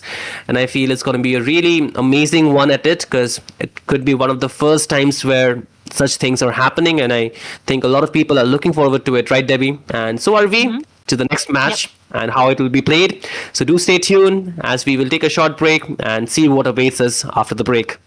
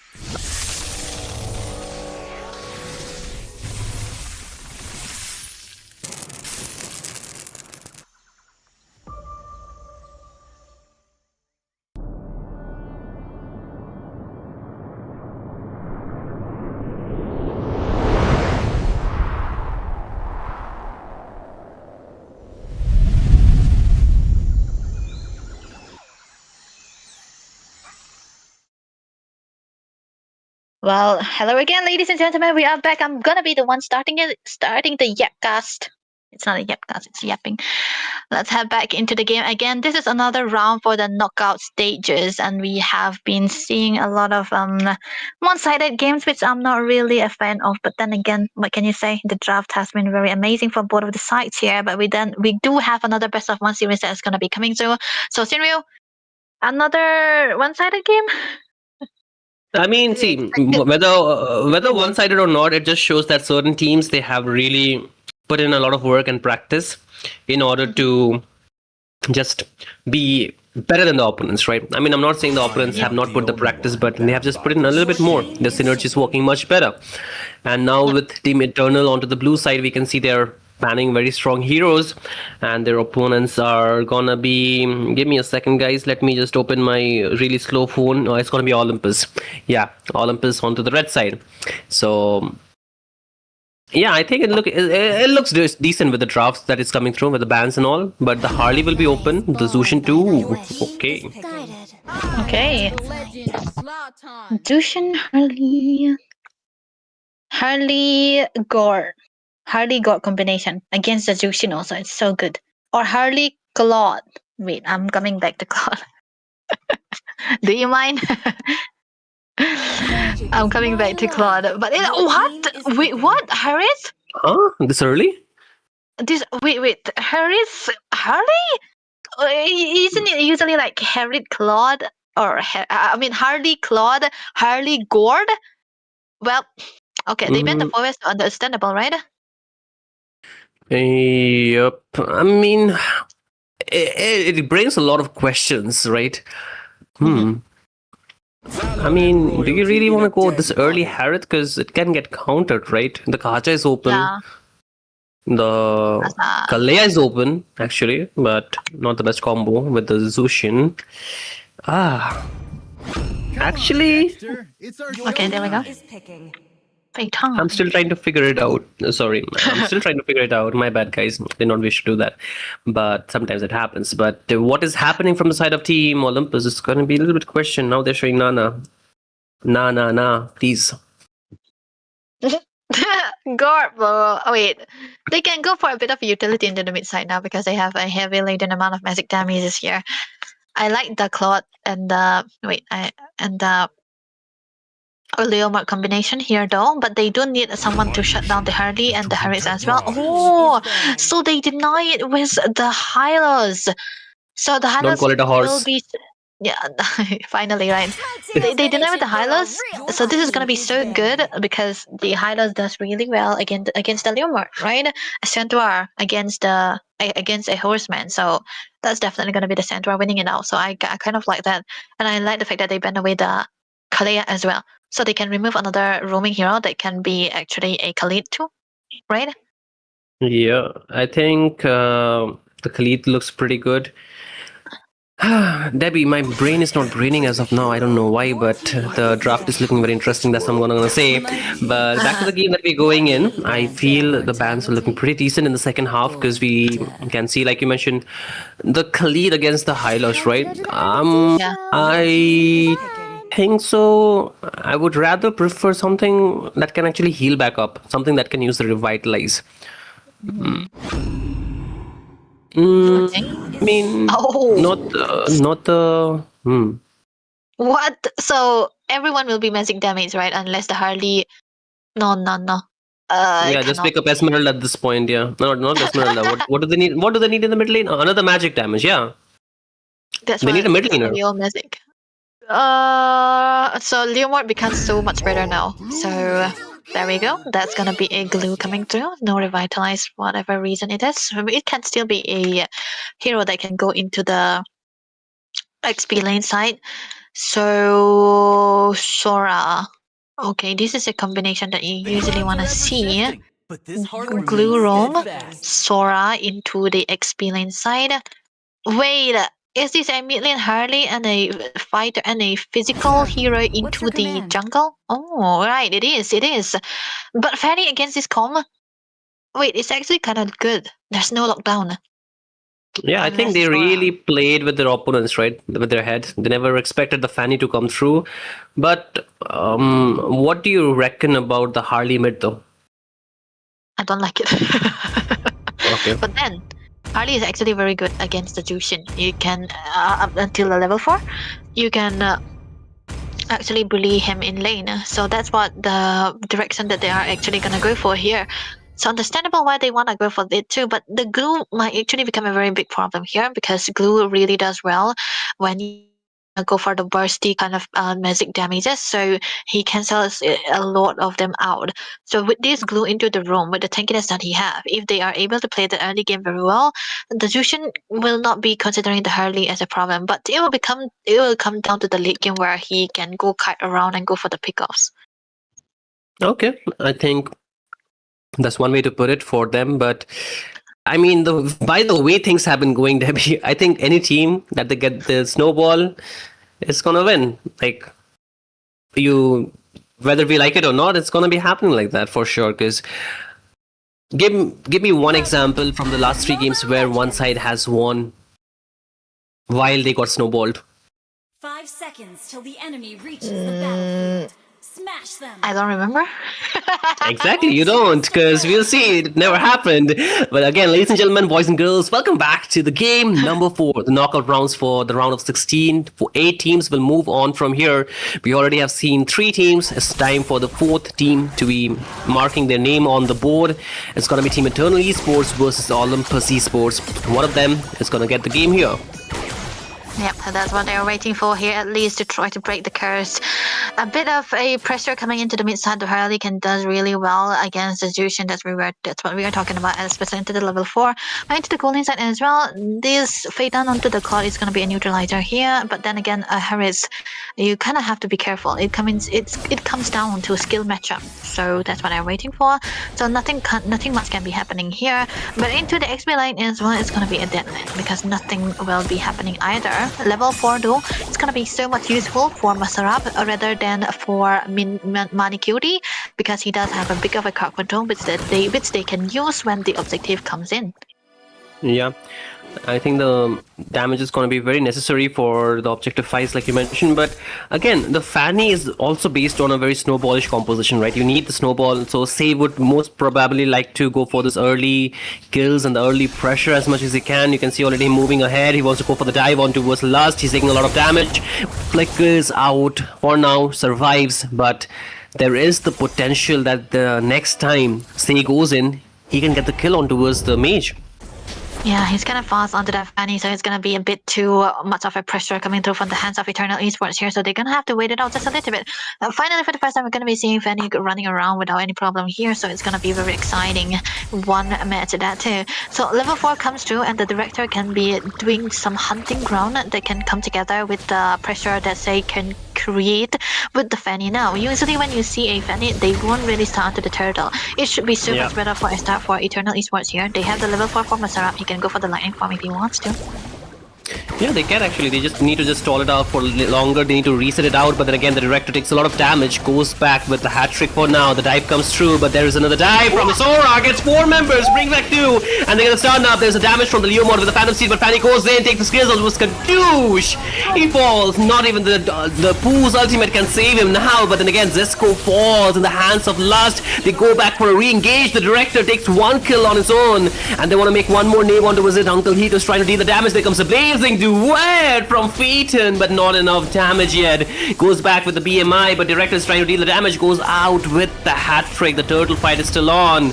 And they know that Say cannot take it because it's too low. Manicure is going to hold the front line because he's a Uranus.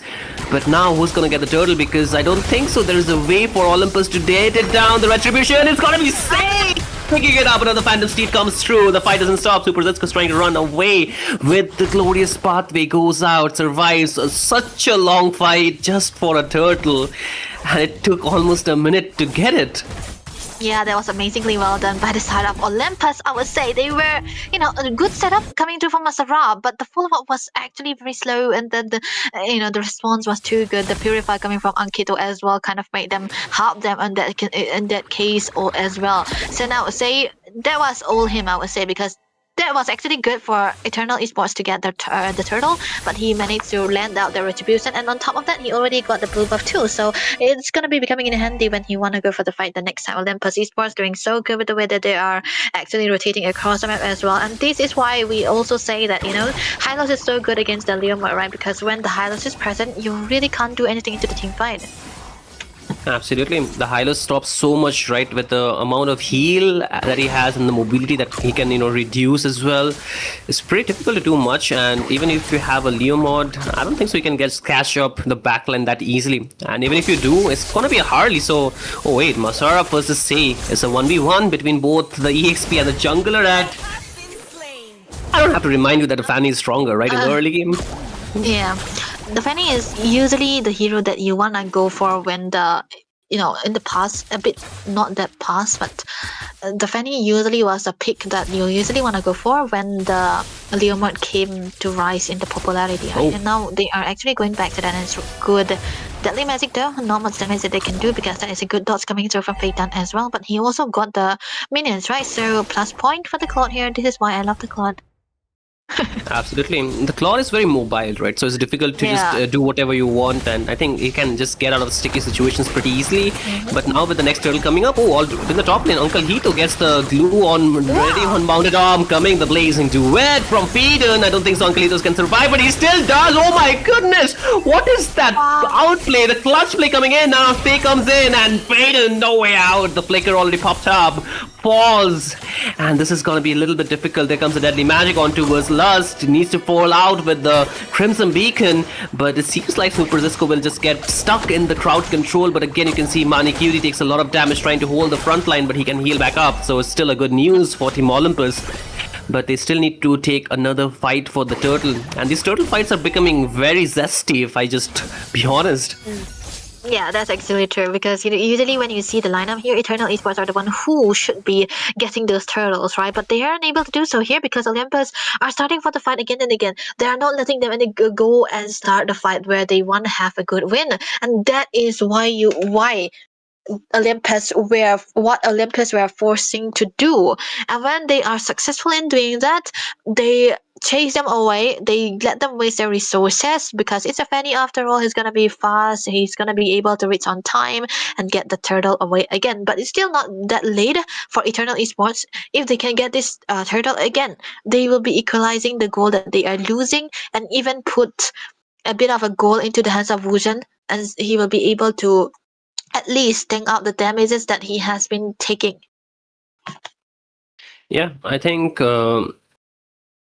the way the game is going right now is again leading to another snowball, right, Debbie? You can see Phaeton trying to deal the damage. They're on the right path, but there's always a big but when it comes down is the way they're trying to execute this fight. Team Olympus, they can take these long fights. They can easily go in and out their ultimates, their crowd control, everything series will be back up. But the same thing cannot be said for the side of Team Eternal. The Crimson Beacon, the Phantom Steed, it requires time to just, get back the CD from those skills, and it has been a little bit of a problem. That's why you can see the score leading in the favor of Team Olympus Esports, and this is going to continue. The longer the fight goes is better for Team Olympus, and Team Eternal, they need to just take it much quicker. But Phaeton walks into the wrong bush, did not expect the Fanny to be waiting out for him out there, and they will get that kill. And now another Phantom Steed comes through. Manikuri forced to flicker out. He gets the mounted from the glue, grab out there, but can the damage be enough? Again, the director goes in, but on the other end, Uncle Hito takes down Masarap, as well as now the fight again in the favor of Team Olympus. There comes the deadly magic onto his Lust. Fanny goes in, wants to get the kill. The flicker out there already. Can Lust survive is going to be the question, but he's still trying to juke it out. Good sidestep coming in. Stays really low on HP as well as his energy. He needs to go back up to heal. But as of now, the turtle is still not taken by either of the team. It's going to be 7 minutes just for the second turtle here.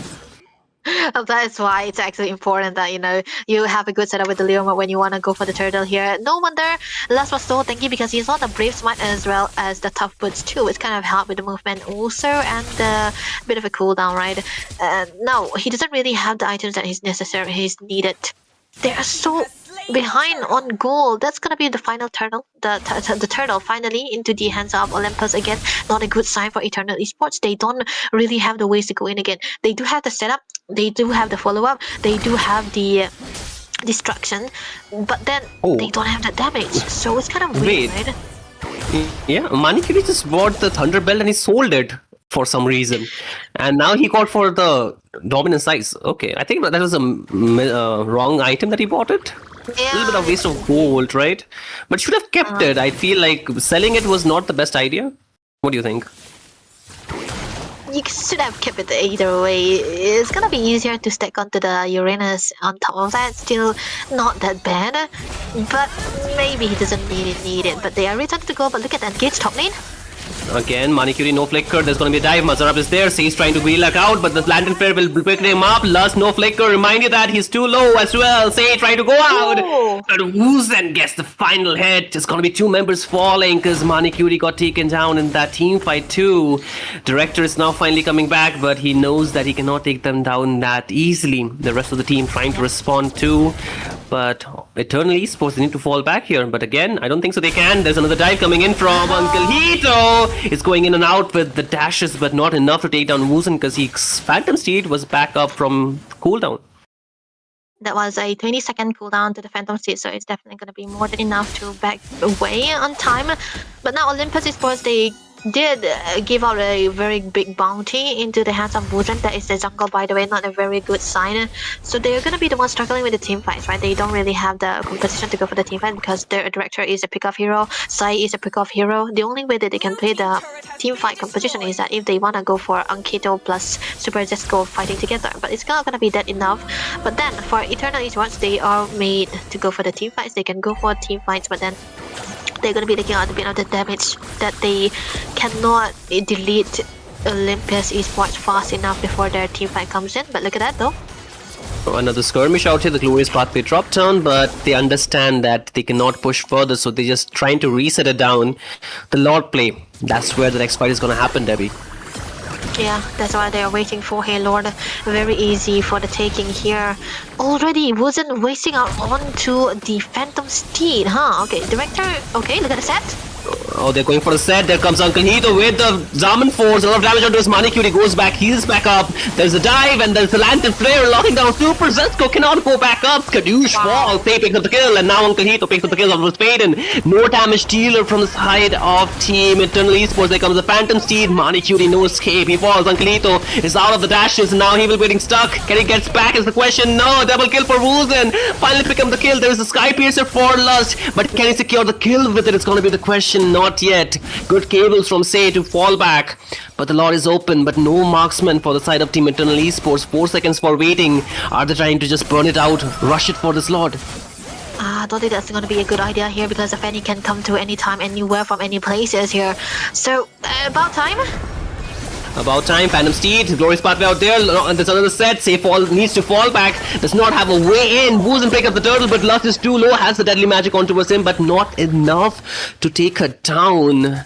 Another close fight, but this time Eternal Esports slowly getting the lead back and also secured the Lord. Yeah, that is a very good sign here. It was not really the best scenario for Olympus Esports to give the shutdown kill onto the hands of Woozen, because no matter what the situation is gonna be, whenever the Leomord gets his item, he's really good, and he's really good in dynamic. But look at that. Sei, oh my goodness, that could have been a close call. He's trying for the assassination, but could have gotten assassinated himself. Oh wow. This is actually so good now for the side of Eternal Esports here. Holy Crystal though secured, but bot lane side, that was good. Oh, the amount of cables that he shoot just made it so, just give his damage so good, right? But mid lane though, there's a bit of a problem. Yeah, that's going to be a problem. Super Zetsko cannot go back out. Uncle Hito with another Zaman Force and the dash with the Chrono Sync. Frisson, you can see the damage being dealt. The director wants to go back in. Has the deadly magic onto his wolves, and but Skadoosh gets out there, and that's a Skadoosh. You fall, baby. But now they're going to need to fall back because there's going to be another fight waiting for them, and no cooldown. I mean, no skills available for Team Olympus, but for Team Eternal, they can take another fight. Seems like they're ready. The thing is, even if they get the Lord, they haven't been able to secure any objectives so far. like threats. So it's kind of not worth it for Eternal Esports. It's still time for Olympus to not make any mistake. Look at the build so far. Holy Crystal already built upon by Ankido here. He get the penetration. He's gonna be ready to rumble, and it's kind of scary to say the least because maybe even for Say he's gonna have to go for the brute force. That's the new build for the Fanny already. Brute force, and you're gonna be tanky enough to go in and out, and that should be the parting that he actually have to go. But there's also a factor that Wuzen still gonna be needing that Queen swing so that he will be able to survive all of those team fights, because for what I think, even with the setup coming through from Masarab, he's the one usually into the team fights longer than Masarab, so he needs those defensive items even though he have already gotten the damages. No Hunter Strike for the Leomord here this game. Yeah, and that could be a problem. Wuzen versus say 1v1, but he gets the cable cancelled out. One more hit, can he find it? The range! Not gonna be enough. Say almost said goodbye to his life out there, but then again, Lust wants to go in. Uncle Hito is there, flickers out for surviving. Lust, can he survive? Is going to be the question. The director is there, gets the kill, and now Uncle Hito needs to survive as well. He has a lot of CC, a lot of shield on towards him. The director's back up. 3 members really low. Masarab is there, does not have his ultimate anymore. Skirmishes wants to dive in, but again on the 1v1, Wuzen and Say, who wants to be the best jungler is a question, but both of them not really giving back up. It's still a 50-50. Another on the other end. The fight has not stopped, ladies and gentlemen. It's still going. Really brawly, really skirmishy, but neither of them is able to get the kill secured. Another dive coming in from the glue, now going to be locked up. Skadoosh is trying to survive. Masarab going in, gets the set, brings back the director, but he goes in field and is a target. Can he back out? No, it's going to be a blazing duet to take him down as well. 1-for-1 is a trade. Say no mana out there, no energy falls in the hands of Wuzen. 2 members down from side of Team Eternal and 2 from Team Olympus, but the fight is stopping. Lust now can free hit, has the Sky Piercer, but Wuzen is going to be the one picking up a double kill, and this is an open lot for Team Eternal Olympus Esports. They might have just threw that game right there, right then. Oh my god. I feel like it's more of something to do with Wuzen being so tanky that he was able to tank everything that has been throwing in his way, and look at his HP. He's not getting chunked down even one bit. He's like, I don't care, I can play the team fight as much as possible. This is also what I was talking about when Olympus Esports are going to be struggling into those team fights. They shouldn't be the one getting all those fights, man. They should go for the pick-off, right? Because they have a Harley and a Fanny all together. They can go for fights when they are a member ahead, but they cannot really do that. They're going to be losing out to the Lord here, the second Lord this time around for Eternal Esports. Looks like a comeback for them. Wuzen is definitely coming for Say. He is like, I got murder on my mind. I got that kill in my mind, and I'm gonna get it secured for sure. But Debbie, we were disappointed with the previous 3 games, but not anymore. Now this is something that we have been looking for a long while. Now top lane though, director Phaeton, he will leave. Wow, That's the ATS, right? Yeah, that's a very good clutch blazing to it coming in, but then again the director falls. Skadoosh will get traded for 1-for-1. Now Wuzen has the Phantom Steed, but for how long can he run away? The Winter Crown being burned up by Phaeton, but now Say is coming back, but can he get the kill secured? Masarab going for a flank, but can he find the right member is going to be the question, but he doesn't need to find anyone. The Lord marching from the bot lane, nobody's clearing it out, but Team Eternal Esports, they have cleared out all the second tiers here, and this is a bad news for Team Olympus. Yeah, this is such a bad news for Olympus here. Now the later the game goes, the harder it's gonna be for them to have a good comeback, because the skill coming through from Phaeton is already good enough. But I would dare say that maybe Olympus, no, Eternal Esports did throw a bit onto the top lane side, which they couldn't have gone for the fight, which is quite unnecessary to say the least. But almost a full build onto the hands of Phaeton already. No wonder he was actually surviving. He got the Trinity, he got another defense. He was forced to build out the Rose Gold, the Magic Blade as well. But look at that penetration. No wings. He actually managed to go for Radiant Armor instead of anything else, because I think Wuzen felt that the Brute Force is enough to handle the Fanny. Maybe Ankido was much more of a threat. And talking about Ankido, he is also got the full build already with a penetration, so it's gonna be a bit tricky to try to mind you, there is no anti-heal from the Fanny, right? So I think it does require that. I think going for the Sea Halberd would be very crucial for him, because if not, I think it's becoming a problem against the Leomord, because a lot of sustain out of him, and you cannot take him down with just those 2 items that you have. It's already not enough damage with the Heptaseas, Blade of Heptaseas, but now we can slowly see the fall of the Harley, right, Debbie?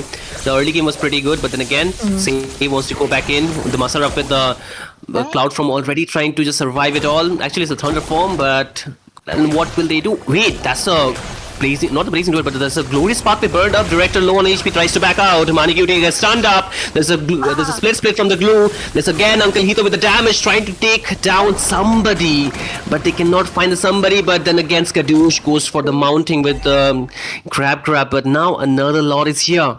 The skills are on cooldown, but the spells need to be something that we need to check our.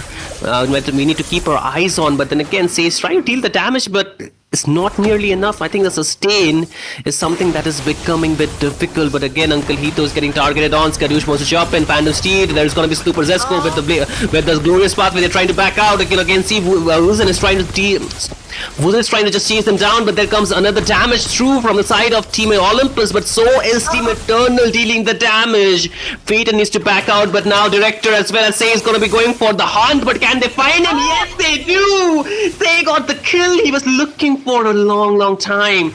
Director is there trying to get the kill onto Skadoosh, but that's a glue. You cannot take him down that easily. The Lord is open. How does Team Eternal want to take this fight? They can actually go wait for another pick off, but then they are finally playing into the way the draft are made to be. Go for the kiting and don't go for the team fight. The more the team fight goes in, the better it is, but look at that. Oh, another fight. This time the Director trying to deal damage to his Masarap. He's just getting isolated from his team, but now the Lust, he needs to back out. Wuzen does not have the support from his frontliner. They have already been back. They need to wait a little bit longer, but the Lord will get started from Team Olympus. They know they need to wait it out for the members of Team Eternal to make that one crucial mistake and for them to take advantage of it, but it looks like they just want to burst down this Lord quite quicker. There comes the Phantom Steed. Manicutie trying to hold the front line. Wuzen is getting zoned out. The Zaman Force dropped down. The Lord is at very low HP. I think the Retribution will secure it. It's going to be Director actually. You know, the Lord, a very bad Retribution, but still it's going to be going to Olympus. Good thing that Team Eternal did not contest for it. That could have been very, I think, a bad sign because they could have gotten the Lord there. Yeah, that could really provide them a bit of a place as well for Olympus to take one down because they do have damage already from the Director too. And I think he can actually still play the kiting game. Nobody will be able to catch him because he's so mobile. And that's the thing, the fight that we thought that maybe Eternal Esports will win kind of turned around because Olympus were making it so chaotic that Eternal were actually finding it tough to engage onto that because they have a clean team fight composition, right? But for Olympus, they are for kiting. But look at the Director. What? Ooh. Yeah, he's really trying to be fancy with the steps, right? But then again, the mid lane, look at that. The Lord is going to be cleared up, but the turrets is getting cleared up by the side of Team Olympus. They really want this game to be ending. More stack of waves are coming in, and it's a lot of minions that needs to get cleared by the side of Team Eternal Esports. They're trying their best to clear it out, but then again, Team Olympus, they are not backing out. They know they have the advantage. Director goes back in with the deadly magic, but it's on to Skadoosh. He cannot take him down. Team Olympus, knowing fully that they have gotten what they want, backs out. But is it enough for Team Eternal Esports to just back it down yet? Because they're looking for fights. They will go back in, but goes out instantly, knowing the fact that he does not have enough damage. But again, things are not ending anytime soon, it seems. The power of having a good funny player in your team is that you can just actually let him be independent, right? And you therefore can do your thing. But hey, Director! Oh, Director trying to get the kill onto his Masarap. He will get stuck. They really planned it well. Wuzen was there ready for the Harley to come back to us, his hat. And no more tricks left for this Harley. And his hat trick was something that was not really a trick anymore. Okay. Didn't rhyme that well. That's a space adventure that you're gonna be having here. I still think if he hadn't gone back to his hat, it could have been a survivor. He could have survived that because Manicutie was there to distract him. But nevertheless, that's gonna be a very long cooldown. That timer here, bot lane, say on the same duty to try to bait the ultimate from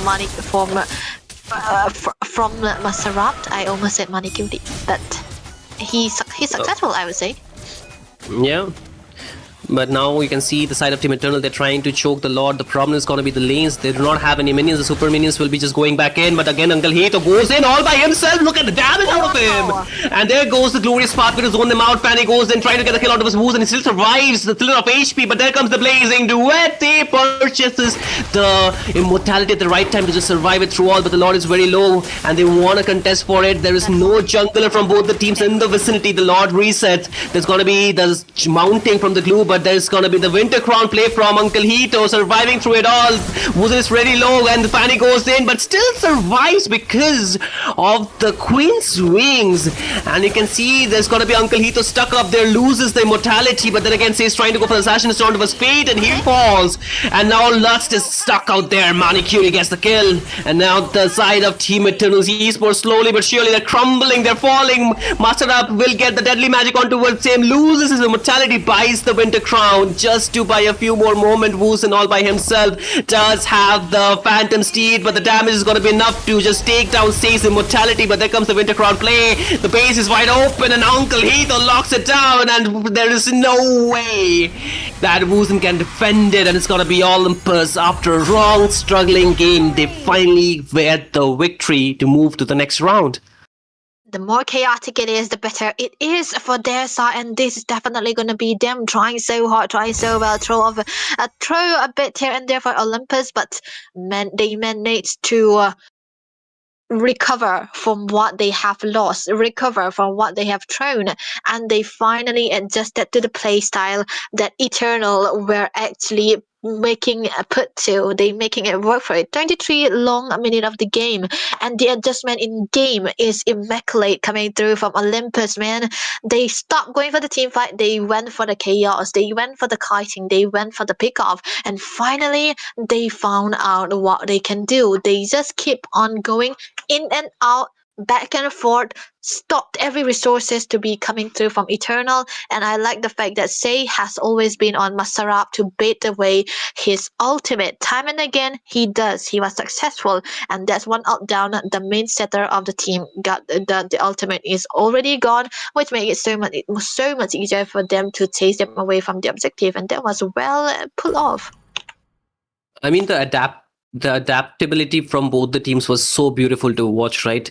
And in the beginning of the game, it almost looked like the game was going to go another one-sided way, but then Woosen picked up the pieces. He was able to just get the lead back towards his team, and I think the rest of the players, they also were so good in following it up. I would say, like, they were really on point. They were able to follow up in a very good manner, but then we saw the changes, right? The way Team Olympus, they adapted to the ways, the tools that Team Eternal had, and I feel because of that, it was so easy not easy, but it was a struggling game, right, for both the teams, but they made it look easy with the way they were baiting out the skills, especially how Say was on both Phaeton as well as Woosen. I think that was very required of them. Somebody needs to go burn up the skills, burn up the resources, and then they had the director just to go and clean it up. Like you mentioned, he was like giving the knee break, the ankle break from his hat trick. Yes, sometimes he got punished, but it was really followed up through. But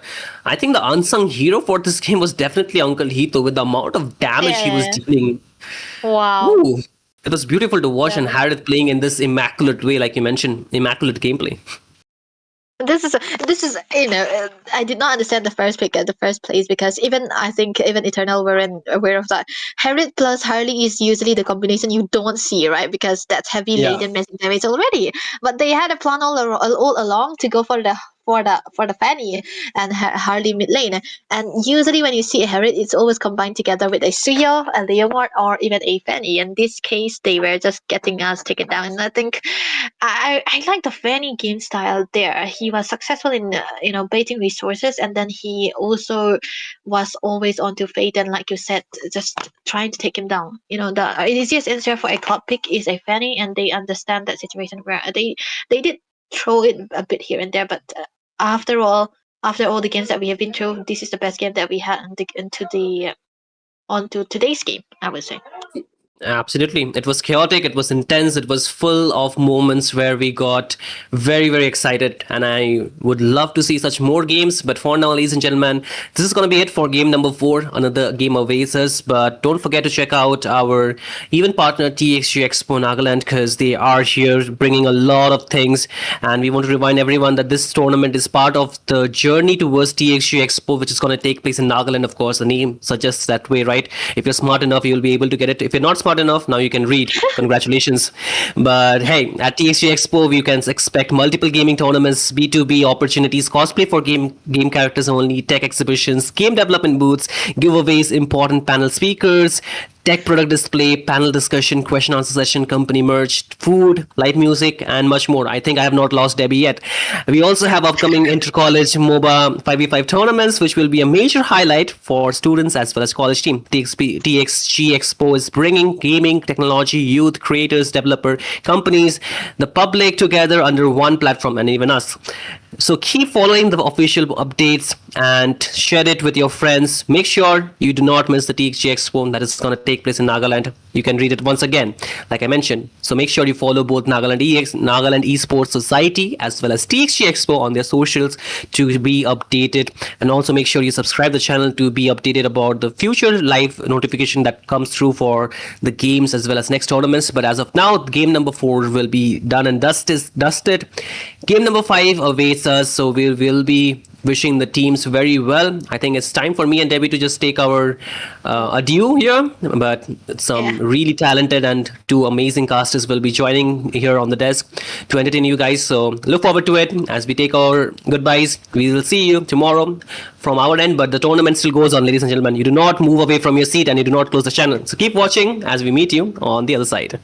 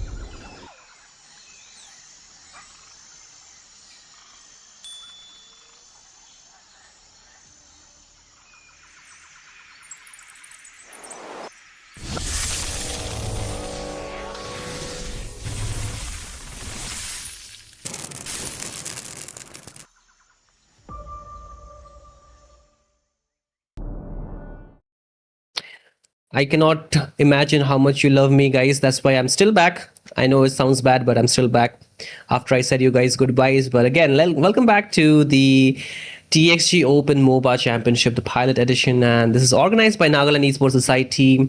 Our event partner is TXG Expo Nagaland. And we are back with the game number 5, ladies and gentlemen. Brace yourself because this is going to be another amazing game waiting for you all. And I'm back this time with Mr. Crucifix, who is going to be really rocking this floor with me. So while we get him on the board, we'll just, introduce you to the teams. It's going to be team, let me see. Okay. I am really a slow person. So let me just figure out which teams are playing.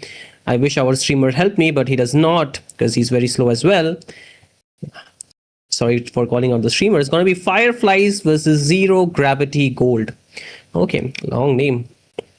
And we're going to be already jumping into the drafting phase here. Interesting. And let me remind you, ladies and gentlemen, that team Fireflies is the only girls lineup. Like, there are the only full girl lineup team in this tournament, and they're really here rocking it out, already moving from the round of 32 to the round of 16, and now their next goal is the top 8. Let's see if they can stop Team Zero Gravity Gold on their path and get the victory in their name.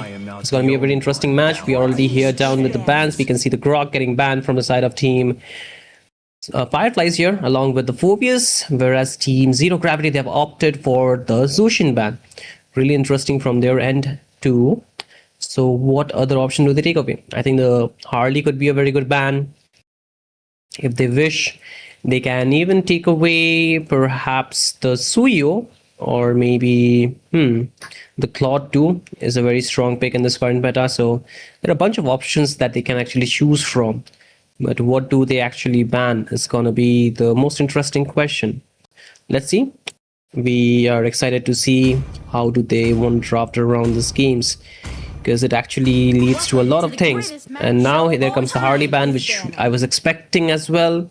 And with that away, now the last ban remains from the side of Team Fireflies. Let's see what would they want to be banning here. They can still take away the Leomord, the Kaja, if they wish to, or if they want to just get control of the EXP lane, they can just go for certain bans out there. But Crucifix, what do you feel should be a ban? Okay, Harith. Interesting, right? I don't think a Harith is worth banning. I think it's kind of like counterable. You've got a lot of heroes that actually benefit from him being on the field too. So I think that Aerith does not actually deserve the amount of praise and, the, what do you call it? The spotlight, the word is. Yeah, I don't think Aerith deserves that in the ban section, at least for now. But overall, I believe that it's a good hero. However, there's so many other heroes that are worth banning. Like, if you want, you could be that guy and ban Kadita if you're afraid of that one. True. I think it's just the reaction from the previous game. They might have been watching the game where Uncle Heather was really so good on the Harith pick, and I think they do not wish to go against something similar of that sort. And with the last ban being the Guinevere from the side of Team Zero Gravity here, it does open up a lot of options for Team Fireflies here. They can start with the Claude if they wish to, but the Marcel is something that you would not want to just let go of, right? Definitely not. I think Marcel has his biggest strengths in 5-man queues. I believe that if you've got coordinated teamwork, Marcel can shine in many ways than one. And I'm not kidding you. You don't necessarily need projectile-based heroes to actually benefit from Marcel's overall, performance in itself. You can use it like the old, Hanabi Lolita kind of combination, but with legit any other hero you want. And he's projectile. Yeah, of course. I think like, if you like with the God too, right? Nowadays we have seen the God being brought into the meta. I think the God and the Marcel combo also works really well. I was expecting perhaps a Valentina here to just deny it to the other team, but they go for the Suyo. Still good though. Yeah, but the Valentina could actually still be picked by the blue side. I think overall, like, if the Sora is there, you can always pick the Valentina. It's like Lucas again. Well, you put the Valentina against the Lucas in the EXP lane, it still kind of like performs well against the Sora. Always welcome if you've got a Valentina against the Sora, but instead we've got an Alice getting picked on the EXP lane. What do you think about that? It's a very good hero against the Sora. I think it can sustain through a lot, and it also has the team fight presence with the Throne of the Ruins. You can get very good setup, and we are talking about Sayu, that is far, and she's really good. Last time in the previous round, she has shown very commendable performance on this hero, and we're expecting something similar. But with the Freya being picked into the picture, it's not going to be any more marksman coming through. It's going to be a fighter though. So I think there's an option to go for a marksman here for Team Zero Gravity, and they do that instantly. I kind of see it. Like, the fact of the matter is, Freya getting picked on the gold lane is no surprise to any of us. We all know that Freya actually excels in the gold lane, EXP lane too, but not in 5-man queues, at least not in the competitive scene. Freya getting picked on the gold lane, that actually gave away the option for the side of Team Red to get themselves that carry, man. I'm not gonna lie. I think carry could be the biggest problem here, again, except for the Marcel, of course. Freya likes to get up close and personal with Valkyrie's Descent, carry shreds. You got Alice, who depends on herself being, close up to the enemies. Again, with carry melting people, trying to actually pull the Throne of Ruins off. I think that might actually just take her down. Yeah, I mean, I do give that carries damage is really good, but the downside is that you do not have enough range. You kind of lack the range. So you need to get a little bit close. You have to be of a melee sort of hero when you're playing the carry, and that's can put you in a lot of trouble, right? Yeah. That's only in the early game, no? I didn't cure the pain. I think even in the late game, like you have the continuous shred damage, of course, but you need to get a little bit close. You do have to build up the Malefic gun for that reason to actually be able to just get a little bit of range advantage. But now with the both teams not having their mage being picked, they're trying to ban off the options. But I'm really surprised to see a Valentina ban coming from the side of Team Fireflies nonetheless. Look, I'd say that it's a FOMO kind of bet. You've got yourself Marcel, yeah, and I don't think it's actually a good idea for like the enemies who obviously have still an option to take the Valentina. You don't want to give a Sora, you don't want to give a Suyu, but you've already done that. Give the carry too, that's alright, you can manage with that. But again, if they get themselves a Valentina in the mid lane, obviously they've got the first option. Yeah. So if you give the Valentina on the mid lane to the enemies, I think that's like one of the most, you don't think about that kind of thing. It just happens, and then you're just it's basically. Yeah, it's basically like you're putting a nail in your coffin, right? With that kind of pick, giving it to the opponent side. But there could be much more better bans. I can agree with you. Like there could be many other better bans than Valentina. You actually could go ahead and pick the Valentina when you think about it. Actually, I was expecting some roam bans. That's what I wanted to mean. Like I think banning of the roam options could be very good. They already have a very good setup with the Sora itself.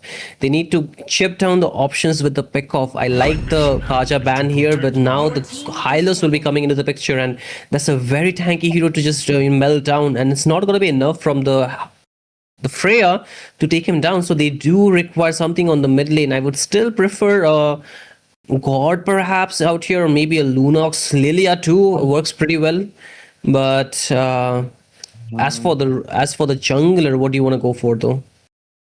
I don't think Lucas is a very bad idea, but I don't think it's the best option here either. But the fact of the matter is, no, it's not just that. The fact of the matter is, you've got like, what do you call it? Marcel on your team, and you've got heroes that do not utilize his ultimate at all. So I don't understand what the plan is, but I think Fireflies might actually just be cooking something that I can't really understand. Marcel is definitely a good teamfight hero. He can stun, and actually his what do you call it? Disable is more like a instant freeze. You don't actually consider that as a stun apparently. But all in all, I believe that other than that, I think there's no other heroes that can actually benefit from Marcel's ultimate.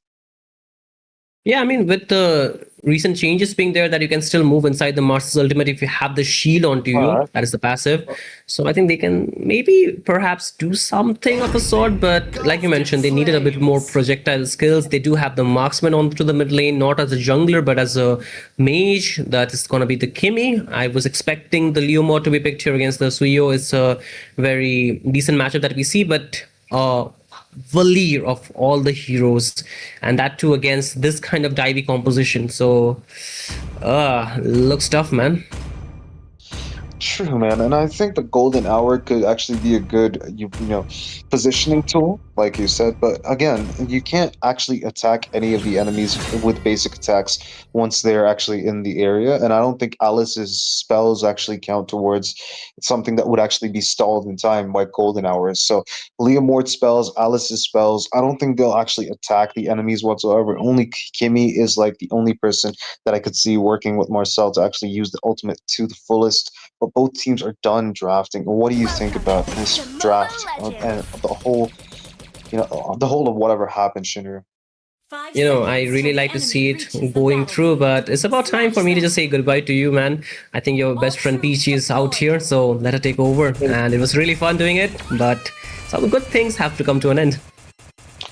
They definitely do, and I don't think that I'm actually going to be expecting a big loss here because both teams are probably going to put up their best A game. Obviously, that's what I want. That's what the viewers want. Look at that. We've got Platinum Snap, stunning the enemies, but no commitment whatsoever. Anyways, back to you, Peachy. What's up?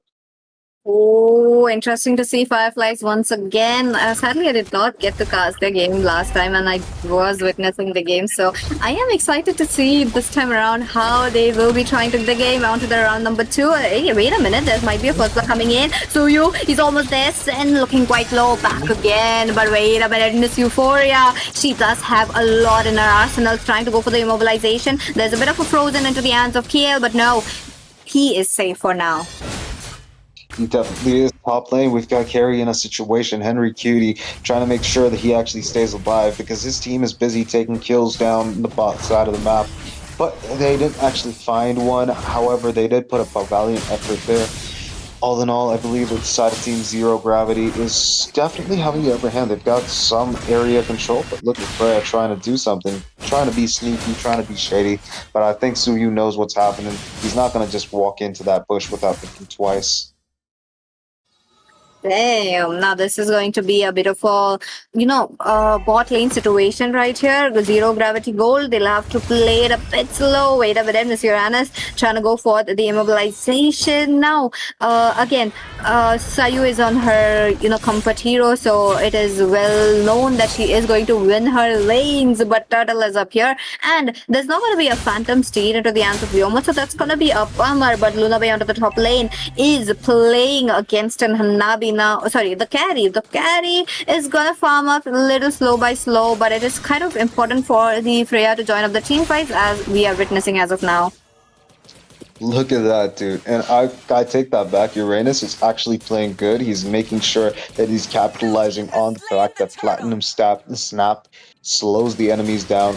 No, actually, not that slow. Actually, immobilizes them, freezes in time, whatever you want to call it. Platinum Snap is one amazing ultimate. Was able to actually body the enemies and make sure that he actually is the, line between both of them. Look at that, dude. This guy moving like the wind. Now that we will have to see the first blood as well, because it is crazy that the first blood did not happen around the turtle, and it's just extending. Both the teams playing it safe, but I feel like something is brewing into the mid lane. Maybe the golden hour is gonna come in quite quickly, but Kazue picks up level 4. That means there's going to be a bit of a movement speed right there. Now, once again, all the laners are there into their lanes. Now, I love how Kazue is getting immobilized, is getting shown on the map, because Fireflies, they do need that vision. That's true. I mean, if you got the vision on the enemy roamer, the opposite lane could actually be more aggressive. That could actually translate to more, approaches towards getting a kill by your own teammates. Obviously, Kazue being revealed gave that, gave Luna Bay that confidence to actually be, coming into fights in the top lane. Look at that. We've got the golden hour connecting. We've got the shield keeping his teammate, not immobilized. Anyway, Sen is able to get the first blood following through. That's going to be Hilo, so he's going to follow down just as quick. Kazue out of the picture. That's a beautiful double kill, and also a buff invade. Okay, wait. Fireflies trying for more. No, they don't. They want to make sure they actually capitalize on the advantage that they just got, playing it very passively. Oh, look at that top lane. We've got the shield. But surprisingly, Henry Cutie stomps on his lane partner. Luna Bay is out for the count. Crazy. Now again, into the early games, this was not required for a top lane gank, but I think it is now time for the Fireflies to go towards the top lane and keep the Henry Cutie in check. But at the same time, Zero Gravity Gold, they need to do the same as well. Looks like Alice is going to be onto the back lane. Zero Mai does have the chance to take away the turtle, and that's going to be sent with the retribution. Zero Mai, he's trying to go away, but there's kill into the front lane, taking up too much damage, almost taking away Euphoria, but no, unable to do that. Kazue is already out with the exit path, but not for this Valir, who's trying to go back, gets the whole team stand up at the golden hour. Perfect golden hour coming in, and there you go. That's gonna be death for you Valir, and Kazue falls down as well. Man, I did not expect Uranus to fall down too, but that was a very, very coordinated team fight. You were right. I think that, you know, even though the Fireflies actually didn't pick any projectile-based heroes that could actually benefit from Marcel's ultimate, Uranus is playing it very smart, making sure that his team has position that the enemies can't actually rule in their favor. And I love the way that the side of Team Fireflies are playing as passively as possible until the given moment that they can actually use it for their full advantage. Just like how Sora actually prematurely used the, you know, shifting skies, and that led to him dying first, and also, you know, the rest of his team following through. Look at that, top lane tier 1 taken down, mid lane open 2, bot lane is the only one that's, you know, still, not broken. So I think Fresh should actually rotate down to the bot lane, give his team some help for the turtle, and go for that bot lane tier 1. Zero Gravity Gold, they have swapped up their side laners as well. That means Carry wants to have an easier time now against an Alice. I feel like that's going to be quite easy, but it looks like Alice is not choosing to go for a fight. Now that the team is going to look forward for another fight, Uranus still waiting up for a perfect golden hour. The photographer right in the place, but for the turtle, it is definitely... Unless the Suyu comes in, sweeps it away, and boom, safe. Yeah, that's true. Suyu has the potential with, you know, Soul Sever to actually steal the turtle. He does HP-based, missing HP-based damage. So he's sort of like Leomord in this aspect. Both of them do have some, you know, tool to secure a given objective. But the side of Team Zero Gravity, they don't seem like they're very interested in the objectives.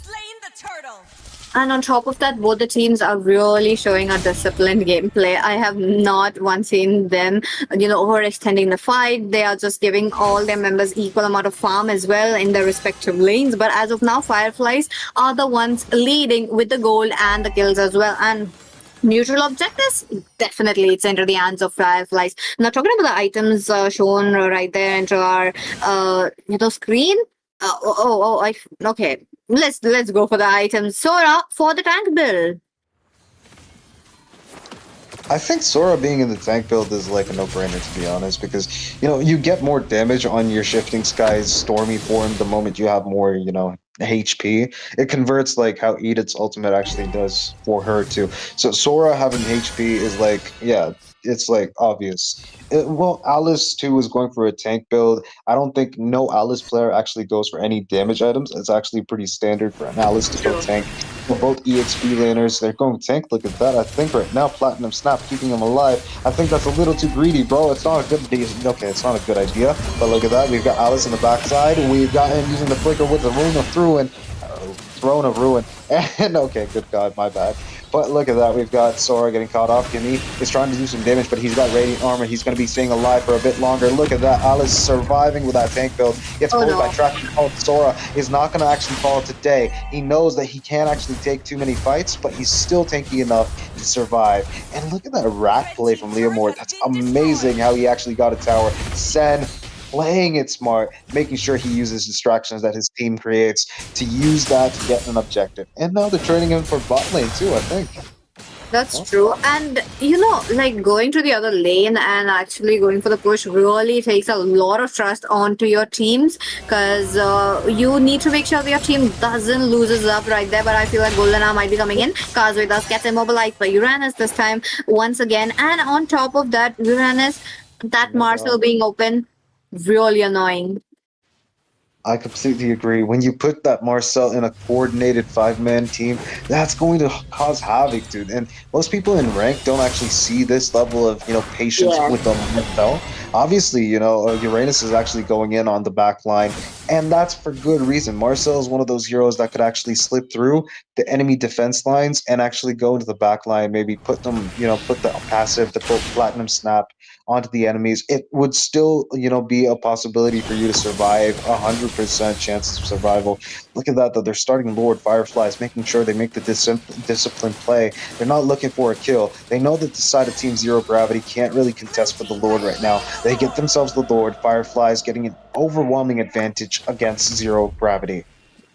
Let's see what will Zero Gravity Gold will do, because they still have their Holy Shield passive as of now waiting, but looks like Alice will be a bit alone. Now, I really loved how they picked up a Kimmy just to make sure they have the slows, and Kazue is really right there taking up every slows that Kimmy is giving. Now, Waleed is also doing a wonderful job right there, but due to no space being there and Fireflies being such, onto the backlines, especially with the Leo mod and the Alice, who are really known to jump onto the backlines as quickly as possible with their skills, is just not giving the Waleed the space to do anything right here. But Henry Cutie, though, farming up very patiently. Look at that, Fred jumping in. We've got the Phantom Steed too. Lord marching down on the top side. He's going to take a lot of HP. No, it's a she now because it's a Siren. Look at that. We've got the Glorious Pathway keeping the enemies locked. But that beautifully placed Golden Hour, stops them from having an escape route. They were actually forced to stay in that fight. And look at that. We've got Throne of Ruin connecting on a 3-4. Now we've got a connection with a Frez. Valkyrie's Ascent uses the shield to stay alive. But double kill goes to the Mage. Euphoria is on Euphoria, making sure that she gets the play. That's absolutely beautiful. We've got the overwhelming advantage to the side of Team Fireflies. They've got 2 towers down. They're focusing down the base. We've got connection. We've got Freya jumping in and making sure that she marks down the base. And Zero Gravity is still staying alive, dude. These G's, no, this is Zero Gravity, dude.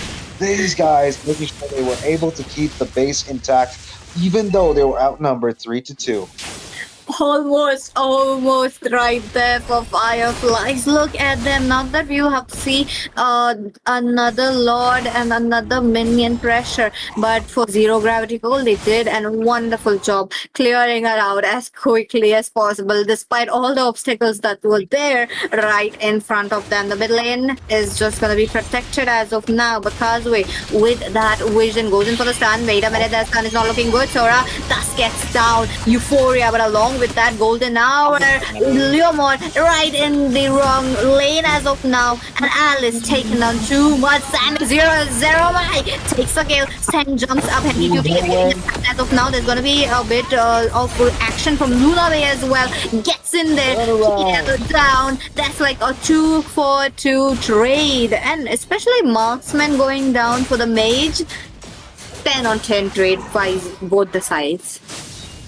Well, I mean, they lost their gold laner and EXP laner, and I think EXP and gold laner trades, they're not actually, good, but since it's equal, I think that Zero Gravity still has some ground here. Overall, I think the Lord fight that's coming up, everyone's going to be alive. They're going to actually contest for this. But the side of Team Zero Gravity, again, they will be slower now because obviously their teammates just spawned in rather than, Fireflies who had their teammates alive for a bit longer because obviously they were the first ones to lose that team fight and, take the L. But overall, the side of Team Fireflies getting the advantage again. They got the Lord again. That's the second Lord of the match. They might just convert it into an end. Let's see though, now the law is going to be a bit heavy right here onto the hands of Zero Gravity Gold, but they do have a chance for a successful defense if they play their cards right. So let's see if they're able to, get the Lord a bit onto the left or maybe right. Absolutely, and I believe that right now, nobody from the side of Team Zero Gravity can get out of their high ground. The base is where they're limited to. They know that they can't actually just jump in because they know that Marcel has been and always will use that golden hour to cut off the escape routes, make sure that Fireflies actually get, advantageous position for themselves to be in before the team fight even occurs. Look at that, Marcel looking to actually use the Platinum Staff and then catch the enemies off guard. We've got the Phantom Steed now in the bot lane. We've got pressure from that Golden Alley used up in the top side. We've got the tower down in the bot lane. We've got Valkyrie's Descent. Okay, Valir actually gets a kill, but the side of Team Zero Gravity, they're doing their best, man. They're trying their best. They're able to quell off the Lord with Evil Queller from Suyu. Oh, no. And that's even more, dude. What is happening? Suyu jumps in, takes down their HPs, but Leomord comes back for the fight one by one. The side of Team Fireflies, they put the pressure brick by brick, taking down Zero Gravity in its roots. That is an absolutely well-played game, a gentleman's game indeed, or should I say gentlewoman's game.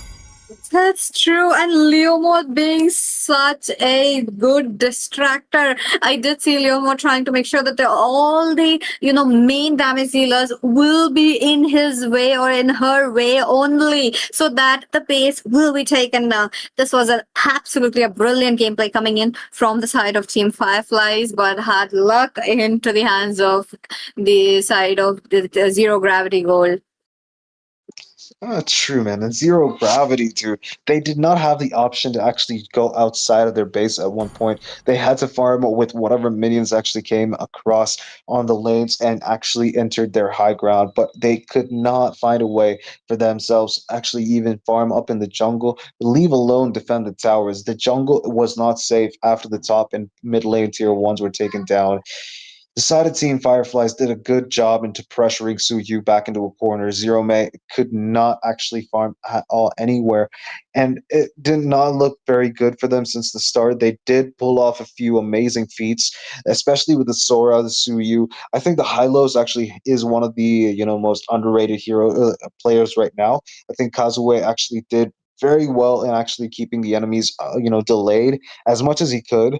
Overall, I believe that the side of Team Zero Gravity, they've got a lot of things that they could actually work on. And the drafting from, Fireflies, I might have confused me in the starting, but they were absolutely able to manage and pull that off for themselves.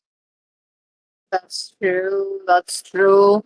GG's well played from both the sides, but looks like only one would be moving forward, and that's going to be Fireflies. But back again, I hope you guys enjoyed the game. Fear not, there's going to be more. So let's take a short break and we'll be right back.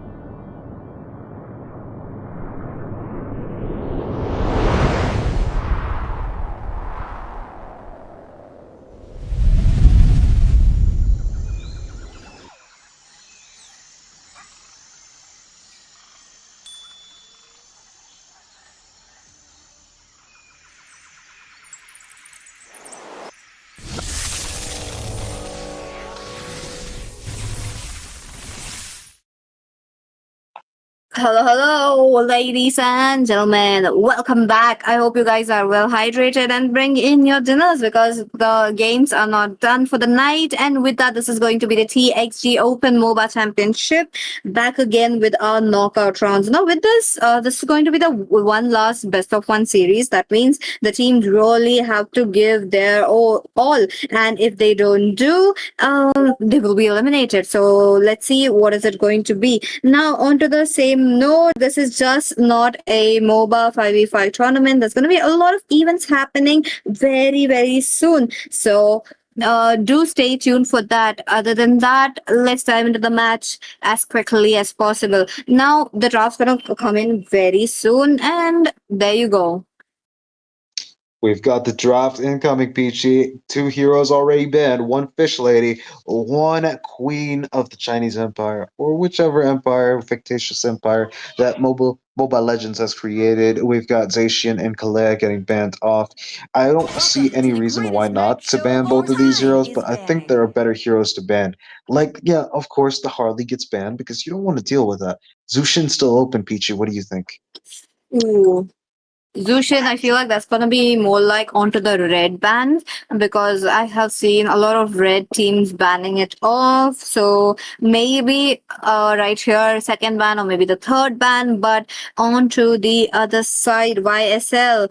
We'll have to see what they are cooking as well. Now with the Marcel playing it out very well under the last game, they have decided to just not let it be open. Prevention is better than cure.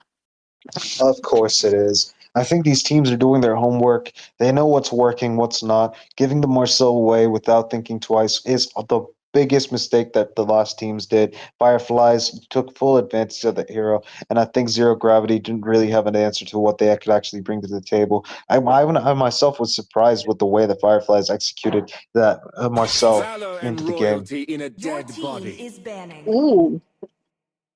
Let's go, Leomod. Harley, junglers have been prioritized right here. Looks like junglers will be having, as of now, the highest ban rate in this ban section. But one last ban coming in. It might be Zushin, or if not, it looks like the other side will be very keen to pick it up as their first pick. But let's not forget, the Suyu is still open.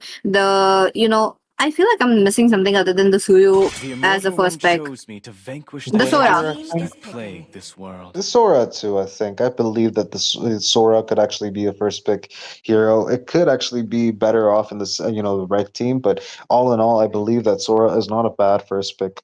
But then I'll be very honest with you. I think that rather you'd have Zushin or heroes that could actually work well into any composition. Heroes like Freya, Guinevere is still open. I think these are good options, but instead we've got the Alice getting picked onto the side of Team Blue.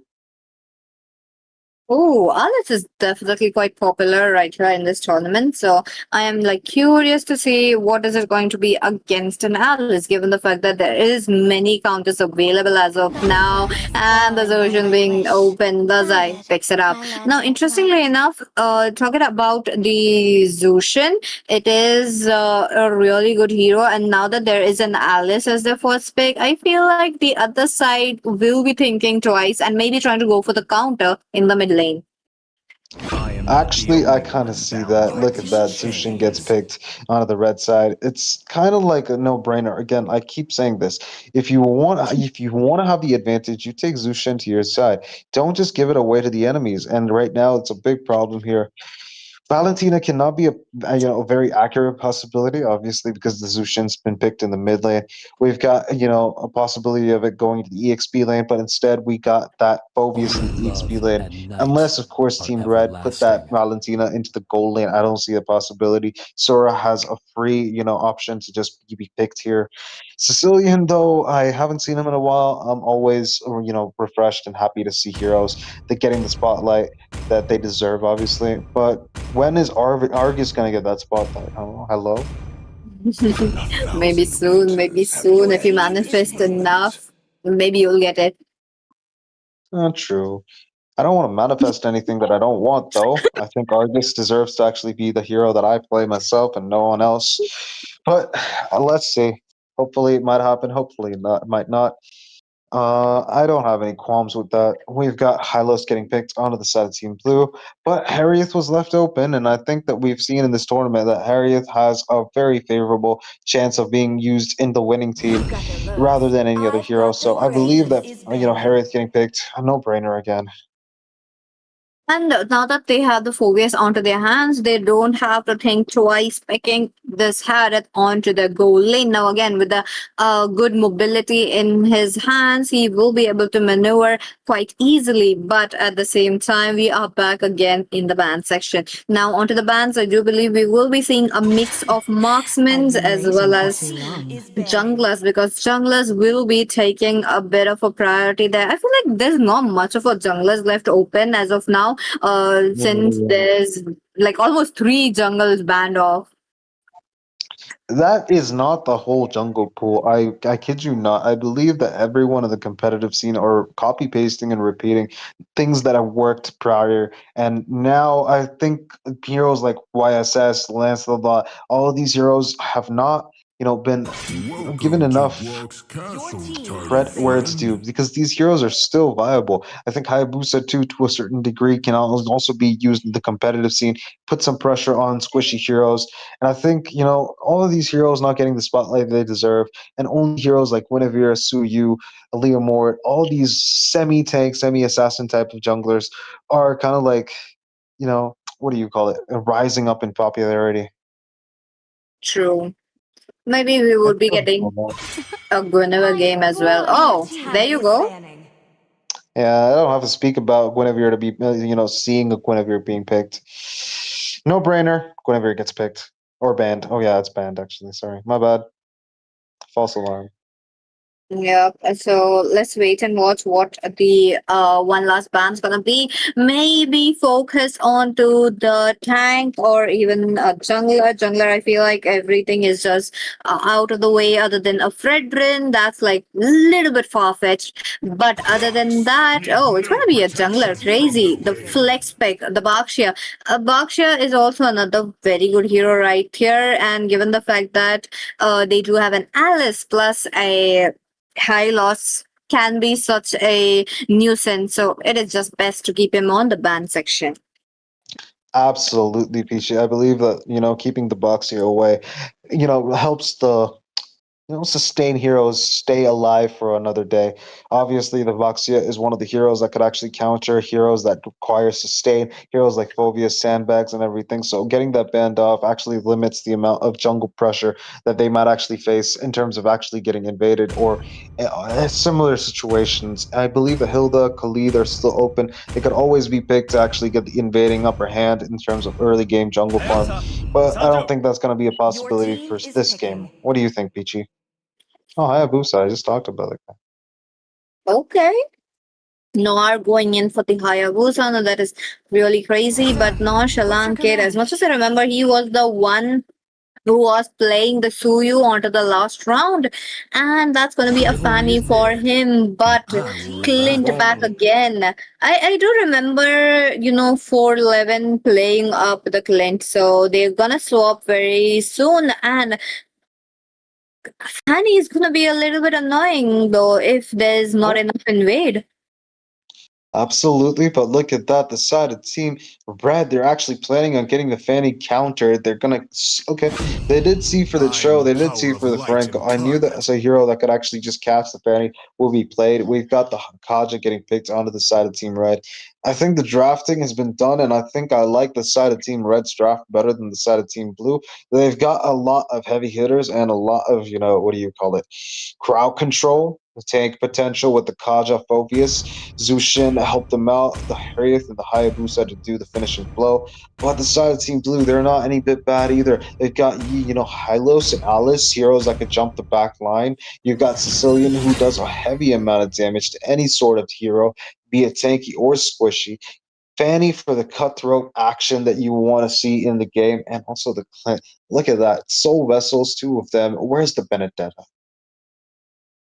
Goodness, this draft is really, both the teams really cooked it up very, very well. But the only problem's gonna be how the execution will be. Moba legends. Absolutely, and then we're in the land of Dawn. One thing that I want to mention 5 is the seconds fact till that the in the enemy loading reaches the screen, battlefield. you've got Smash them. Sicilian and Clint facing the opposite All way, troops Hylos sitting in deployed. the middle, and Fanny and Alice, looking at each other. That was kind of cool to notice.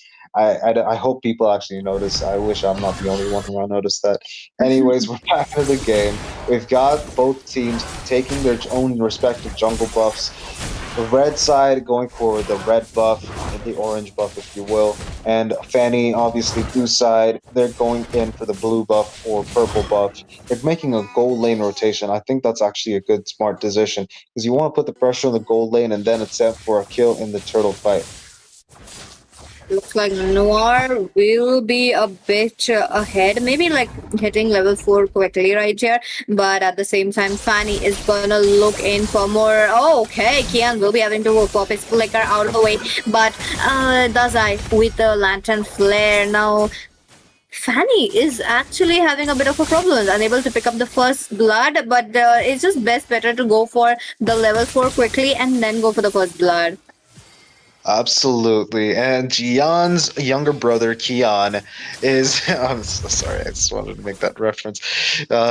Anyways, Doraemon aside, I think Kian making sure that he actually baits out a bit of the enemies, line up and make sure they actually get the vision on where they are is actually pretty not bad at all. But I don't see any coordinated team fights except for what's happening in the mid lane. We've got the Purify being popped off. That's almost going to be your escape route, unless, of course, a big bad bird comes in and snatches your life away from you. Sicilian out for the count. Crazy silly monkeys picking up their first blood. Now, looks like Tiffany is not level 4 as quickly as possible, and that's going to be a bit of a hindrance for them. And on top of that, Turtle being here, Fanny does have the slightest chance as of now, given the fact that the first blood did not land in her hands. Definitely not. And look at the pressure being built up in that blue buff area. The purple buff is under siege, and the side it seems Silly Monkeys, they're going to take the free turtle now. Look at that. We've got Hayabusa jumping in. He's got Yogi Shadow killed back there. We've got another fight in the side. Zai making sure he gets a double kill, 2-0 down, and now they're gonna try for more. Sicilian stays alive, but that's Jackie getting the kill on his lane partner. Pressure in the top lane, mid lane, they've lost 2 members, and bot lane, I don't think that's actually looking good for the side of team Femboy Gooners, so they might just want to pick up the pace. Oh, look at that, Kaja trying to go and invade, try to steal the buff away from them. You think it's possible that they can get it? Oh, let's see. Okay, looks like that's not gonna be a no for the answer, but Blueberry still right there. Blueberry not hitting level 4 is going to become a problem. Now onto the side of team FG are really very behind as of now, and on top of that they have a mid laner which is very prominent under the back lane, so it's just piling up. Absolutely, dude. And look at that. Femboy could not actually, fight Kaja. He knew that, but he was still able to use the retribution in the right time, get the little wanderer or whatever that creature is. Look at that. Phobius jumping in. No divine punishment, no divine judgment. So for now, at least the side of Team Femboy Gooners, they're not losing up on any, economic advantage whatsoever. Look at that. The bot lane Clint is under pressure. Divine judgment, but that beautiful lockdown. That Clint is smart. He gets the Kaja down, even though he sacrifices himself, he goes down with style, dude. I think that skin is one hell of a way to style on your enemy. True, though. It is kind of like a good thing that they did manage to get one kill right with what was just happening towards the Clint, but at the same moment, another turtle is going to be spawning very, very soon. Silly Monkey is really taking the advantage that the mid lane is a little bit from mid to the late game, and plus the jungler can be easily invaded. And with the amount of skills that they are using as of now, Skilly Monkey is really zoning the turtle. Yeah, that piece not available. The side of Team Silly Monkey get a free turtle. They're trying to go for the red buff, I believe, but they want to put down the pressure in the bot lane. But I think Silly Monkeys don't want to actually put that much pressure for now, at least. They've got a few advantages that they've had until now, but I could be wrong. They've got Divine Punishment, Divine Judgment. Why do I keep calling it Divine Punishment? Anyways, Divine Judgment was there to secure a kill for his team, a glorious pathway of That is one hell of a jump from Phobius, but all in all, we've got another problem. Zushin, low on HP, does manage to actually stay alive with a flicker, obviously. Purify being forced out, that's going to be one more death. Throne of Ruin being forced out too. Harriet's a man force? No one knows a man force. He just used his basic attack with enhanced second skill. Chrono Dash, actually. Look at that. We've got a mid lane. Autistic Batty is going to be falling down too. Noir gets the kill. And that's going to be Kazi getting a double kill of the bot lane off camera almost. We were able to witness that for a second there. That beautiful performance from the side of Team Silly Monkeys. They've got 3 down. 2 alive. The side of Team Femboy Gooners can't really match up to what the side of Team Silly Monkeys are bringing to the table.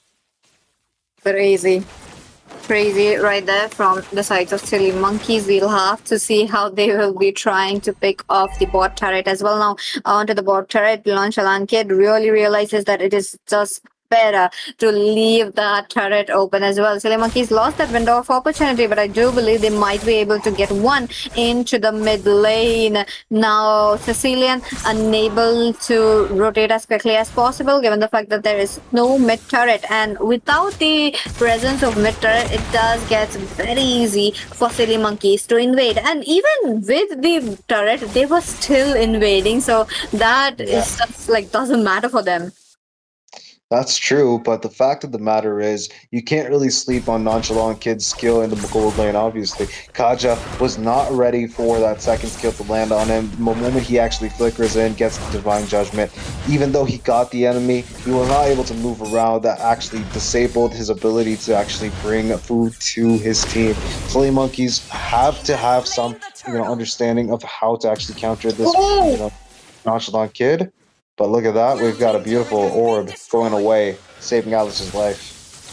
Oh, for a moment I thought they would just like jump in. The conceal was really cinematic, but looks like there's going to be the immobilization coming in, and crazy that Sanguine Claws really hit right on time, but catching almost 4 right there. But if there was a bit of a backup for the Sicilian, they might have gotten anything, but as of now it is still Silly Monkeys who are leading with the gold and with the kills as well. Fanny unable to do anything.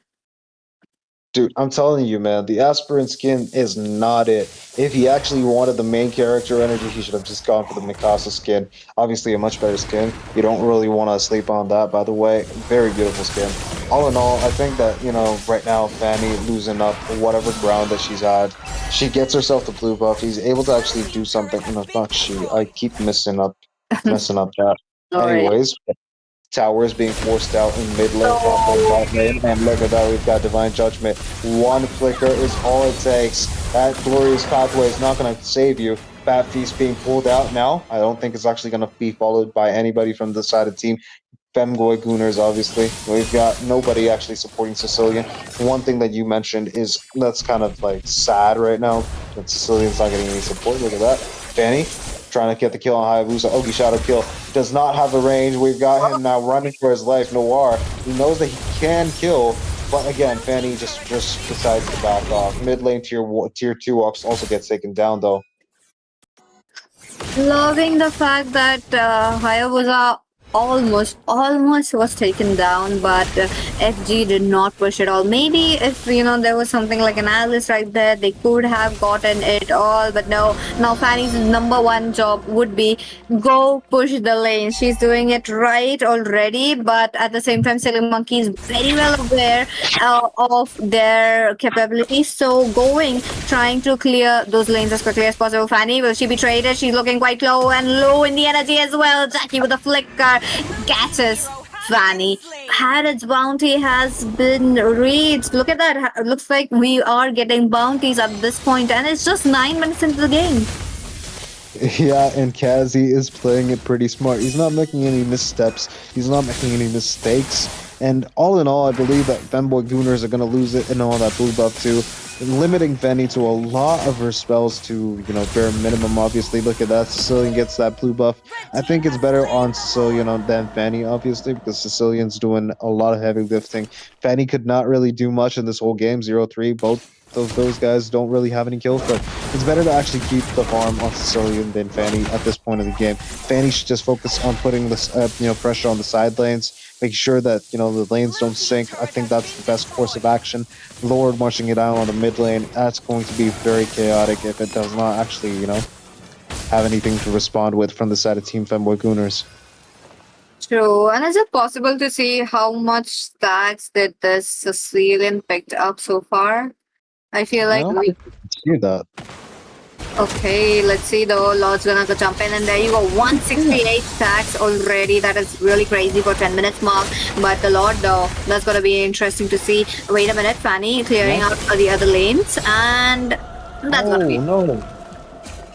Dude, it didn't connect, man. I was actually rooting for the Lord to connect. Oh no. It's okay. Now that the Lord's gone, the minion pressure is building up. Wait a minute, the for this Clint and monster kill picked up here. Really confident in his skills, and there's gonna be the holy shield, so I don't believe Silly Monkeys will be able to push it down, but crazy enough, no kills landing into the hands of Sicilian. The only kill from the side of Team Femboy Gooners is a kill that Nonchalant Kid got when he killed the Kaja who tried to jump in on him on the bot lane. Other than that, nobody from the side of Team Femboy Gooners really have a kill that they can be proud of. It's 1-13. The economy is so bad that it's 10,000 onto the side of Team Silly Monkeys. There's 6 towers that's been taken down up until now. 3 are alive right now, that being the only high ground towers that they have. They could actually play it the safe way and try to make sure they play the high ground from now on. They have to skip up on the turtle, though. The Lord, oh god. The Lord, they have to skip up on this. They can't really make any mistakes here.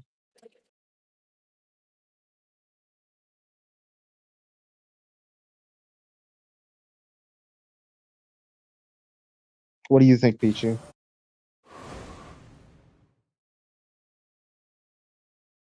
Let's see though. One thing that I have noticed, Silly Monkeys are not opening up any cracks right there.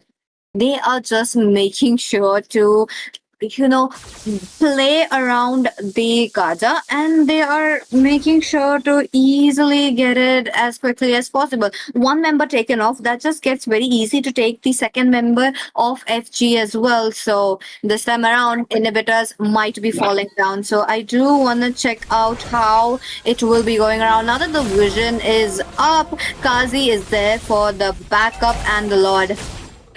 Very less chance for FG to take the Lord. Absolutely, and look at that. Ogi Shadow Kill tries to find his mark. Was not able to because of the movement speed of Fanny. Obviously, if you travel a certain distance with Hayabusa on you, it does cancel out. That's why when you actually face forward and you use Flicker, Hayabusa's ultimate cancels out. Obviously, Fanny knows this. Tried and tested. We've seen it twice now. Hayabusa cannot move up with Fanny when she's flying in the air. Look at that, though. We've got, Silly Monkeys going ahead and starting up the Lord dance. Harriet's already got himself a Holy Crystal. All the Tier 3 Holy Blasts have been taken down. I think the side of Team Silly Monkeys might just convert this into a game over. One kill into the hands of FG. Now that is really looking in a very dire situation into their hands. Now they will have to think twice what to do with this Lord. Now if they will definitely have to go into the defense mode, and with the defense mode they'll have to make sure this Lord won't be causing any more damage than what's already done. Fanny doing her job, just making sure to cut it on, even though there is just the pressure building up. The members of Silly Monkeys are cutting their lanes as well. Now look at that, one turret. That's also a good thing, but they need to focus on the Lord. Absolutely, and the fact that they're actually, delaying the mid lane and not actually pushing it down so the bot lane sinks down with the mid lane, obviously, that would actually put a lot of pressure onto the side of Team Femboy Gooners. FG really need to step up their game. Now they've got 2 lanes to worry about, not just one. The Lord connects, that's going to be another tower converted to the side of Team Silly Monkeys. They've got the team fight going on. Noir jumps in with the Yogi Shadow Kill, gets a kill on Hyalos. And that's going to be Kazi coming in. He's got a lot of damage. He's able to find the kill on Sicilian. And then one more. That's going to be a Divine Judgment, giving Kazi another kill. Fanny trying to do something. The Femboy is down for the count. Lord still alive. Does a lot of damage. A lot of recalls being spammed up. My eyes are hurting. But the side of Team Silly Monkeys, they end up getting the victory in the most epic clash of the night.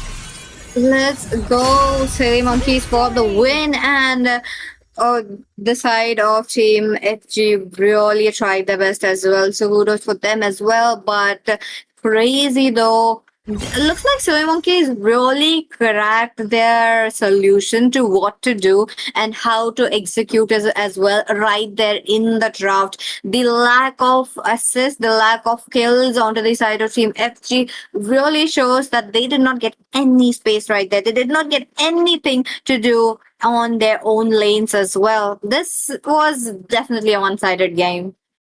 Absolutely, and keeping heroes like Phovius and Zushin open again, a full coordinated 5-man kind of situation, kind of like leads to this situation, deals with a lot of the pressure that they can actually apply in terms of a team fight.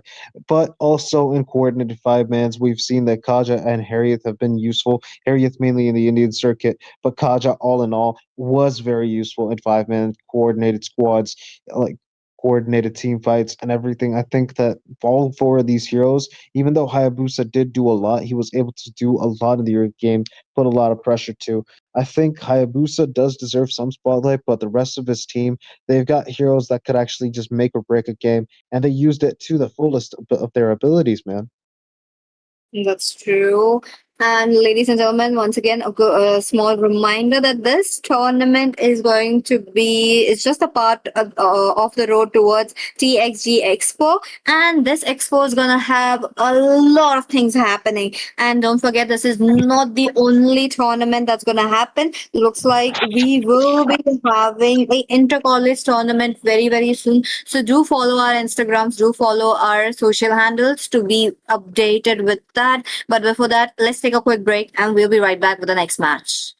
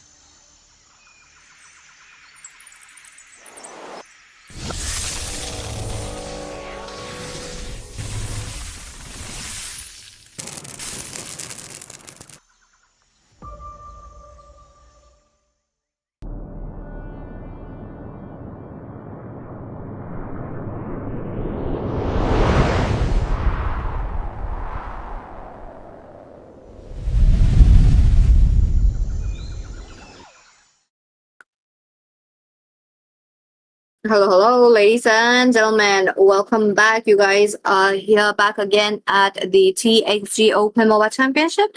I'm back again with another interesting match. Let's see what will entail right before us. But looks like we will be having a bit of a caster change, and Debbie will be joining me. Hello, Debbie. Welcome back.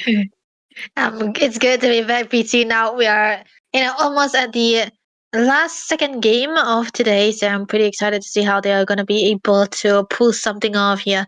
Because the games that we had so far has been so fun. Only one has like a bit of a 50-50 situation where, you know, they fought against each other so well. But this time around, I'm going to be expecting a completely different one, and I hope that it goes well.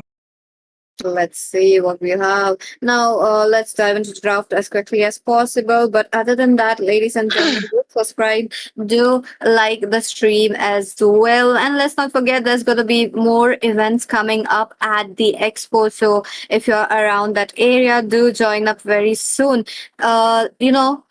There's going to be a lot of things like cosplays. There's going to be B2B businesses as well, and there's something for everyone. So don't forget to follow their Instagram socials to be aware of when and what's going to happen very, very soon. So let's dive into draft quickly.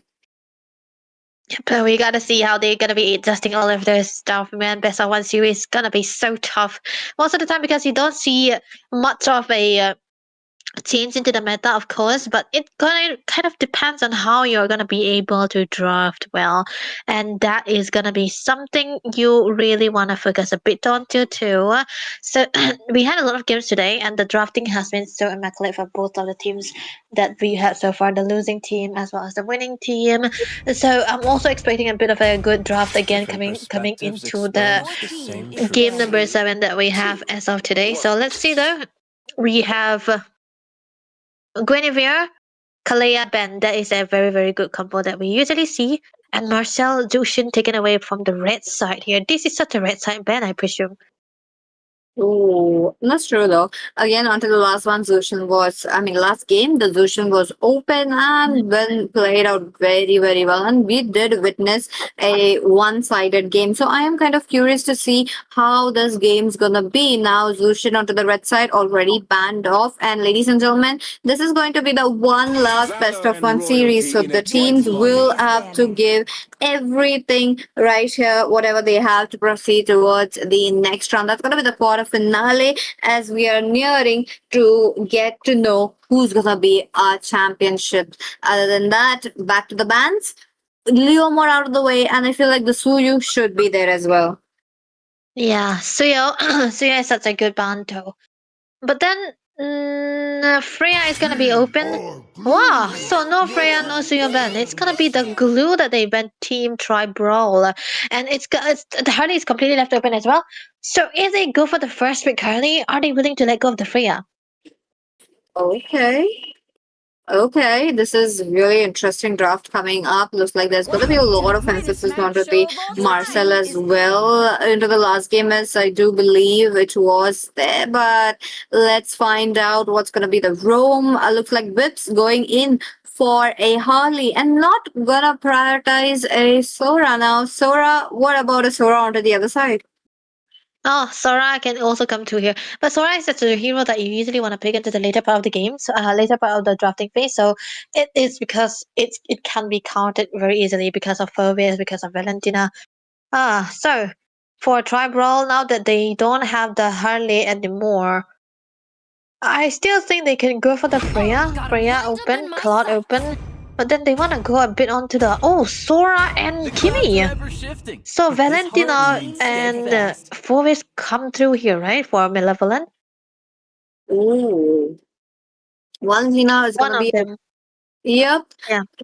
Like there is like a very, very small chance that the Valentina won't be picked off, and I think they just acted on that small chance, going in for an even absolute monster onto the team fights. But will they be able to do something against that the team, the enemy team having a mobility? Because Eve, she doesn't have a mobility. Other than that, she is very well rounded.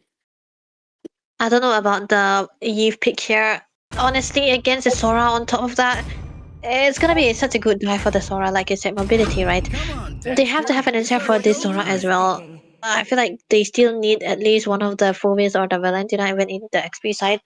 Or even if they want to outscale this guy, they can eventually bring out the Uranus too, so that will not be a problem. But then they will be needing that crowd control as well. But very good pickup onto the Cloud though. That's a Harley Cloud combination that we usually used to seeing. So now for Tribrawl here, do they want to go Sewer still? Ooh, that is also another good option right here. Because Yeah. can pick off the E, you can pick off the Claude if the circumstances are right, but let's wait because just 10 seconds left and the team's really calculating, and there you go, it's gonna be a Suyu. One of the junglers I feel like does have the most carry potential, but at the same time, let's not underestimate this Harley as well. Yeah, Harley is heavy laden with magic damage here, especially if you put it together with an Eve. So for the Suyo here, he's gonna be struggling just a little bit, but like you said, he's gonna be very good in pick off, so that's what they have to bank upon. But for that, they kind of need a very good frontliner. For now, though, for Tribrawl, Team Malevolent doesn't have their roamer yet. Even they don't have their roamers yet, so they need to remove some hero that they are gonna see that can become a problem. Gaza. Okay, that's a pickup. The good combination comes through as well. So what will Malevolent take out the Hylos? Okay, might be possible. There's also another good hero that we may be able to witness, but other than that, back again to the ban, there's gonna be a Khalid, the Gaza out of the way. There is still quite a few, pick of heroes that are still open, so let's wait if they are getting banned as well. Yeah, they might be focusing a bit onto the XP. I still think that maybe they can also ban the Foves, but if they don't ban the Foves, that's also absolutely fine. With like the Khalid gone, I really like the Khalid to be coming through into the hands of Malevolent instead, but they are the one banning it away. So Tribrawl, they have to decide. Now that they have the Sora, maybe find a way for Sora to have a better time because there's already a Harley that he has to handle. That is true. And also, let's not forget there is also another slightest chance that we may be able to see a Valentina onto the EXP as well. I have seen enough teams playing a Valentina on the EXP. It's a little risky move, but in this kind of a situation, it might be good as well. But it kind of depends on the players as well. If you force a Valentina, it just won't work. And Valentina thus needs a bit of timing. So, we'll have to see what's going to be the ban and what's going to be the picks as well. Yeah, the bands coming through will have to decide what the picks is gonna be happening because that's where you usually pick out the combinations coming through for both of the teams here. And I feel like the front line is definitely gonna be necessary. So with the Freya ban, they kind of stopping the flex potential coming through from the Kimi here. So for Harvey, Tribrawl, they already have the mages that they want. So they kind of need a bit of a goal laner here. The carry is still out there. Even the Moskov is there, but it's gonna be a bit tough to play the carry against the heal. So it's gonna be dependent on how much their comfort is. That's true. Oh, Brock. Looks Okay. like one ban will be missed, and I feel like they just did it deliberately, just enough to pick up a Grok onto their side, or maybe some network issue might be there as well. But keeping that aside, are we getting a EXP Julian? No way. No way, that's an XP Julian. No way. I don't. Okay, there we go. That was the highest band that I was expecting from the side of Tribrawl, but they are the one who let it go. So this is gonna be a very solid choice of a pick. Now into the they still went for the Elise against the Sora. Not a bad choice. Now that I think about it, because the combination is definitely gonna be out there. They have set up, but they had a lot of magic damage too on top of that. So this will be double the damage that they wanna input onto the Suyo. So now it's kind of tough against the Elise. Do you still wanna go for the Moskov or the carry? But Harris is there. I think it should be good, right, Harris? 100%. I feel like this is going to be a hard game right here, or most likely a Moscow. But Moscow, I feel like could be getting caught out Yeah. easily. Okay. So Carry is also another good and a safe choice, but early game, I feel like the Claude might be getting a bit more action than Carry right there. But let's see what will happen, because execution part, that is what we are waiting for. Absolutely true. Execution has always been a problem in this tournament so far that I've seen. Sometimes the draft will be so well done, and the execution part really changes stuff. Everything comes to a 360. So they opted to go for the carry. I don't mind the carry, but I don't even like it either, because there's also a pickup that can come through into the hands of the Harley that is usually going to be making the carry a bit too vulnerable. And usually when you see a carry, it doesn't have that kind of a range that you need, and the Eve comes in handy here. So I'm a bit skeptical about the carry pick still, but if they're able to play around it, they can make it work. So now they have a bit of a continuous magic damage into the mid side and a continuous physical damage into the goal side for Team Tribrawl. So if they're able to pull this composition well, they have a good amount of crowd control that they can play around with. That's true. That's true. Let's wait and watch what they will be trying to do as of now, because we are landing into the land zone. Ladies and gentlemen, what are you guys waiting for? Put down your predictions into the chat box and let us know which team will be having the upper hand right here. It's gonna be Malevolent versus Team Tribrawl, but on to the same notes, Harley, I feel like he's gonna be a bit ahead and popping up the deadly magic quite quickly than the Suyo. Yeah, that's what we're waiting for here. But usually when you see a Suyo, it's kind of tough to go for the invasion onto him unless you have a very, very good prio here. But onto the other side, Malevolent has a good clearance here with Saz onto the Eve, onto the together with the high-low, so they're definitely going to be having a better time. So, they're trying to go for the invade here. Okay, interestingly enough, looks like just one small creep plus the elite hole, but no, wait a minute. Looks like the Grok looking quite low. EP for a basic attack. He did not get it on, but onto the same note, Suyu quite low. That's gonna be the Suyu as well as the high loss as their first and the second blood. And looks like we will be getting a boss.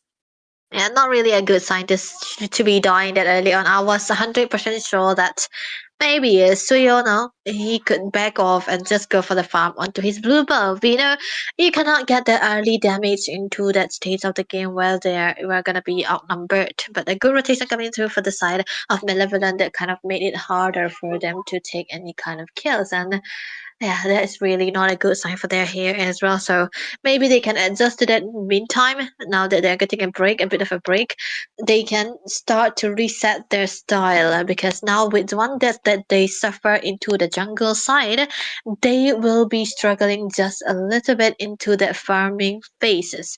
So Turtle might be a bit delayed for that reason.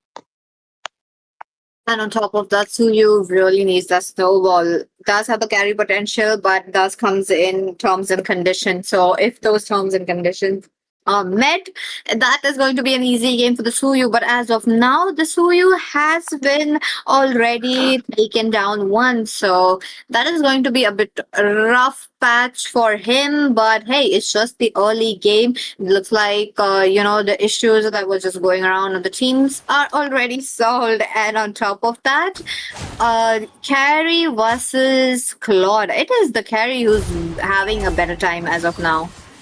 Yeah, carry. This is kind of a skill meta for what I'm pretty sure now in this current patch. Like, usually the carry kind of wins, but Claude has been so much of a popularity that the players usually know how to play it. So it becomes a skill matchup. So still, it's gonna be a dead lane for some reason. Level 4 is what we are waiting for both of the XP junglers here, XP and junglers here.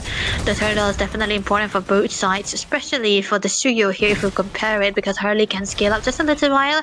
But onto the mid as well, this is gonna be a mid control coming in highly onto the hands of Sass, because it's a Yiv and a Hylos combination, which is gonna be so much of a priority here. We can see level 4 is what we're waiting for. Oh, looks like Hylos might be trapped right here. The slows coming in from the Kimmy is really a lot, and there you go. Zo will be taken down, but Suyu will be traded out as well. Crazy. Whatever that side of Team Malevolent is really pushing up is really crazy, given the fact that they are constantly taking down the Suyu. Now the turtle is gonna be definitely easy, but Grok is there just right. But Sora goes in with his dark form, gets right there, and he has to go back to the base as of now. But onto the other hand, Suyu jumps in. Will he be able to put up his retribution? There is Sas with the RWM trying to pick off the Sora, and yeah, that's gonna be very successful. 2 members down from the side of red. That means Malevolent might be getting the turtle quite easily. Even the whips is quite low, there is no contest whatsoever. That was a good maneuver coming through onto the side of Malevolent here. Flicker, wipe.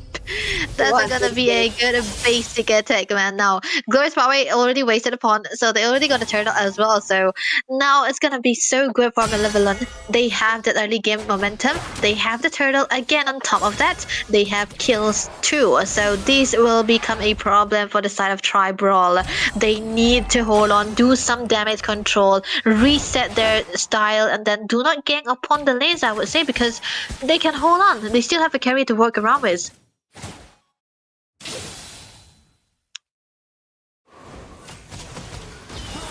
A bit of a rotation that they can do here is like try to stop the pathway coming through from Malevolent as well. But oh, that's gonna be a combination. Glorious Power coming through as well. Blazing Duet, Captain Cap trying to get a kill onto the Grok right now, able to do so.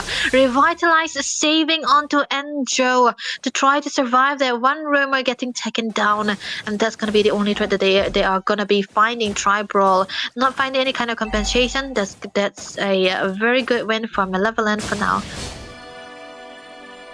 They still have taunts though, they still have movement, they still have a ways to try to do this damage controller. Now that I think about it, there's more gold into the hands of the Cloud than the carry, so they are gonna have to wait for it a little bit longer so that he'll be able to come online. Trinity build is what we are waiting for here for now. Wall's gonna be created as well, mid-side still the same thing. Nothing too much out of ordinary. Okay. So far looking so good into the hands of Team Malevolent, but you know, there has not been much of an action going around in the bottom lane, so I feel like Harley is just gonna pour in some something and go. But carry being carry, double lane farm up, but now that's gonna boost carry's farm, but at the same moment turret will be taken down. Mid lane is quite important, so Tribrawl really saved it up, but high whips though really did not commit in fully. He can't really do that. Now, without the presence of the deadly magic, he's gonna have to be chilling down just a little bit. But look at that. Wait a minute, Grog though, he does gets a very good setup, but the team is really lagging behind on the items, and that means no damage is transferred as quickly as they were expecting. As well, competition coming in from this Alice tries to get 2 gap decap. Goes in, gets 1. Now Sora on to the other hand is trying to go for the Claw, unable to do that. Another Hylos with a double kill. Now Hylos as a tank is getting killed. Maybe another kill, maybe into the mid lane. Let's be the Sass. Triple kill really, taken away right there. Outpoking the side of Tribrawl so much, and the combination coming through from Bills as well as Sass, and the follow-up from Gap the Cap as well. That's amazingly well done, but look at that, great pathway. Wait a minute, Mega Kill picked up. Suyu is not being able to breathe in his own jungle area. The amount of pressure that they are putting is really crazy. And now that the bottom lane has been taken down, it is quite easy for the Claw to just move, back and forth towards the mid. Yeah. That's what they're waiting for here. Sky Piercer still for the Suyo. Not really the best case scenario, I would say, because you're gonna need the War X to come to a little bit of tankiness here and there. So now, everything has been in favor for the side of Malevolent. The rotation wise, gold wise, 6k gold lead. This is against the Suyo, by the way, and you really have the timing with the magic damage. You will be able to get a good pick off just before the start of objectives, and they have been doing that again and again. But look at that though. Top lane, a lot of action coming up. Looks like Lord will be taking down the Sora as easily as a melted butter. But the team is really struggling to keep up with the gold as of now, given the fact that the Suyu is not being able to farm up. Now that the team is trying to look for a kill, they're not able to get it. Looks like it's going to be the Grok who just falls down in the team fights. Now, the amount of damage that they have is really crazy, but wait a minute. There's going to be deadly magic right there. Like, both of them are in that kind of hair, and Whips is hesitating as of now. He does have that. He just goes in with his magic card. So you come on, let's go. This is your time to shine. And finally, Thus gets a kill. But Yippee, really going in for the revenge. Like, you took down my teammate, I'm gonna do the same. Yeah, there was a flicker and Zone of Rogue committed just for the gold laner then, and I still think it's still worth it. But with choice of build coming through from Dranger here onto the Kimi, do you really want to go for the concentrated energy when your team kind of needs an NT heal, man? It could have built out onto the glowing one first and go for the items later on. And no more X whatsoever into the hands of the Suyo as well. I don't really like the fact that he's trying to prioritize onto the Sky Piercer Steel when he doesn't have any kind of damage to follow up just yet. So a bit of a mistake onto the builds coming through them as well. Meanwhile, onto the other side, nothing out of ordinary for the side of Malevolent. Glowing one already secured by the Yi here. Saz will be hurting so much than that to Lightning Truncheon as well as Zenith one for Harley, which means he's gonna be tilting a lot of damage. My goodness, look at them. Mega kill picked up by the High Lord. They're not stopping. They're in the turret trying to deal so much damage, and it is godlike for an EXP laner who has been constantly dishing out damage. Now onto the same note, Transit takes up the deadly match. He's gonna go down. If possible, she is safe. Bakimi is safe. But the Sukudo almost taken down. You know, this is absolutely gone in a one-sided manner. Yeah, too one-sided for love, oh god. But this is also one of the reasons why I kind of hated the fact that they still pick up the carry and not prioritize onto another goal laner into the early phases of the game because of the drafting phase. Because you get outdone quite a lot with the carry. There's also a very well fed Elise that can jump onto you 0 deaths by the way. So yeah, Peels, if he goes in with the Zone of Ruins again and again onto the carry, he's definitely going to be able to take him down very easily. So it's important how they set up for the team. And how will they do that? It's kind of bleak the future for this side because the Lord is already coming into the bot lane side. They have the outer turret still left. Maybe they will be able to get 2. As of now, they do have the Holy Shell to save them up, but they really need to maneuver the Lord towards the right or the left side. But the minion pressure is really building up. They need to clear it out. And Sora, though, looking for a setup, but I don't believe this is the right time to go in. And Sora goes in, tries to get 3. He's trying to go to do something, but now he will be taken down. He will be punished for making that play. As of now, the Lord's coming in. Looks like Suyu will be the only one along with the Kimi. We're trying to focus it up on towards the Lord section. Now mid lane gone. The mid passive will be taken off as well. Doesn't matter at this point because it's already almost at the 11th minute and 1 more minute to go. But bottom lane really in that pressure. If this inhibitor falls down, there's going to be really a lot of minion pressure right there, and one of them will really have to be on the base clearing those, and that's most likely to be a marksman or the maze because they can clear it as quickly as possible. Yeah, this is what they are looking for here. Very good discipline coming through for the hands of Malevolent as well. Trying to go in and out when they know that they are done with what they are gonna have to take. They back off. That's the way you put your goal lead in consistency, and then you do not lose anything on top of that. Dranger though finally able to get out the going one. I'm afraid it's gonna be a bit too late. Now, for still Skypiercer for the Suyo, and he's prioritizing on to the Hunter Strike. Finally, it's good. It's good. He can get the War X now, and that will definitely be helping them. But it's gonna be taking a while, and I don't think he have time because now the lanes are actually frozen here. Malevolent not trying to send any minions to their side so that they will not be giving any farm for the carry, which is kind of necessary here. And on top of that, the Trinity, the Mystic Trinity already built away into the hands of the Harley, right? So Pips, whenever he get an ult, he will be able to get anyone down. That's a good pickup that they have right now, and they are so ready to do that to do that as well. The level difference and the goal difference is really crazy. As of now, the difference is the sky and the ground for them, but the comeback chances are still there. Malevolent, as of now, they have not done any mistakes. So, the comeback potential really decreases for them. But wait a minute, Sora really eager for something, but looks like that's just gonna be the bit of an escape from our Lord. Now that the Lord is here, the team's Malevolent is already there. Now they will have to secure it as quickly as possible, but look like the Hyper from the Malevolent has a different plans, maybe trying to get drawn because little out of position. And there you go. That is what he was waiting for. Now the Lords is quite easy for them. That's the Mystic Trinity right there into the hands of the wizard. We saw Vips able to delete out the Ranger as well. That's also one of the reasons why Concentrator isn't definitely going to be helping you, man. But hey, this does mean that the Harley is so ahead onto the goal. You can't do anything about it, and they cannot. They just be like, yeah, we don't really care. They have 11k goal lead, and they are so ready to go for anything that they want right now. Very, very tough for Tribrawl. They cannot really do anything. The lanes are going to be synced in. One inhibitor already down, and it's gonna be the bot lane side as well, so it's gonna be tough to even defend it. So maybe they will be able to end this, best case scenario, but other than that, they might be eventually taking these two of these inhibitors down. It's highly possible that the inhibitors will be taken down. So you're trying to do something right there, but it looks like it's gonna be the Alice all alone. But her peel is really a lot that she can sustain herself. Now the Lord is coming in. Kimmy as well as the carry really should shift their focus and let the Sora go towards the team fight. Top lane taken down, middle lane taken down. Now all is left is the crystal, but they are almost trying to take it in.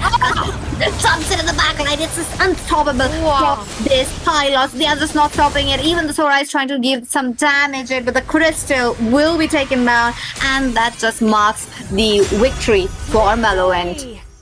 Wow, what an amazing combination. The second time in one game they are pulling this off. Sass and Pills. That was amazingly well done into the backlines of Tribrawl. There was no response. There was nothing that they can do. They just sat there and take it like a good man. This is such a good sweep coming through for the hands of Team Malevolent. Doing so good with the pickups, doing so good with the draft as well. And you know what? Always pick a cloud, man. That's true. Like, it is just sitting on the top of the marksman throne for a reason. It's like the neutralizer. He's not gonna win the lane, he's not gonna lose the lane, but he will be getting the farm enough to carry the game. That's why the cloud is a very, very top priority pick, and now I would take it over the Freya as well. And if you are picking out the Claude and losing the game, that is completely a skill issue. But considering the fact that Malevolent were able to draft so well with this style, amazingly well done. And I think they deserve this win. They're gonna have to be the one moving forward to the next round. That's true. That's true. And ladies and gentlemen, don't forget to follow the TXG on Discord. On Discord, and as well as onto the Instagram, because the updates will be posted here. And it's just not only for the gamers. There is just a lot of things that are gonna happen. So I hope you guys are all ready for that. As of now, we are into the last round before we go to the quarter finale. But before that, let's take a break and let's jump right into the last game of the day as quickly as possible.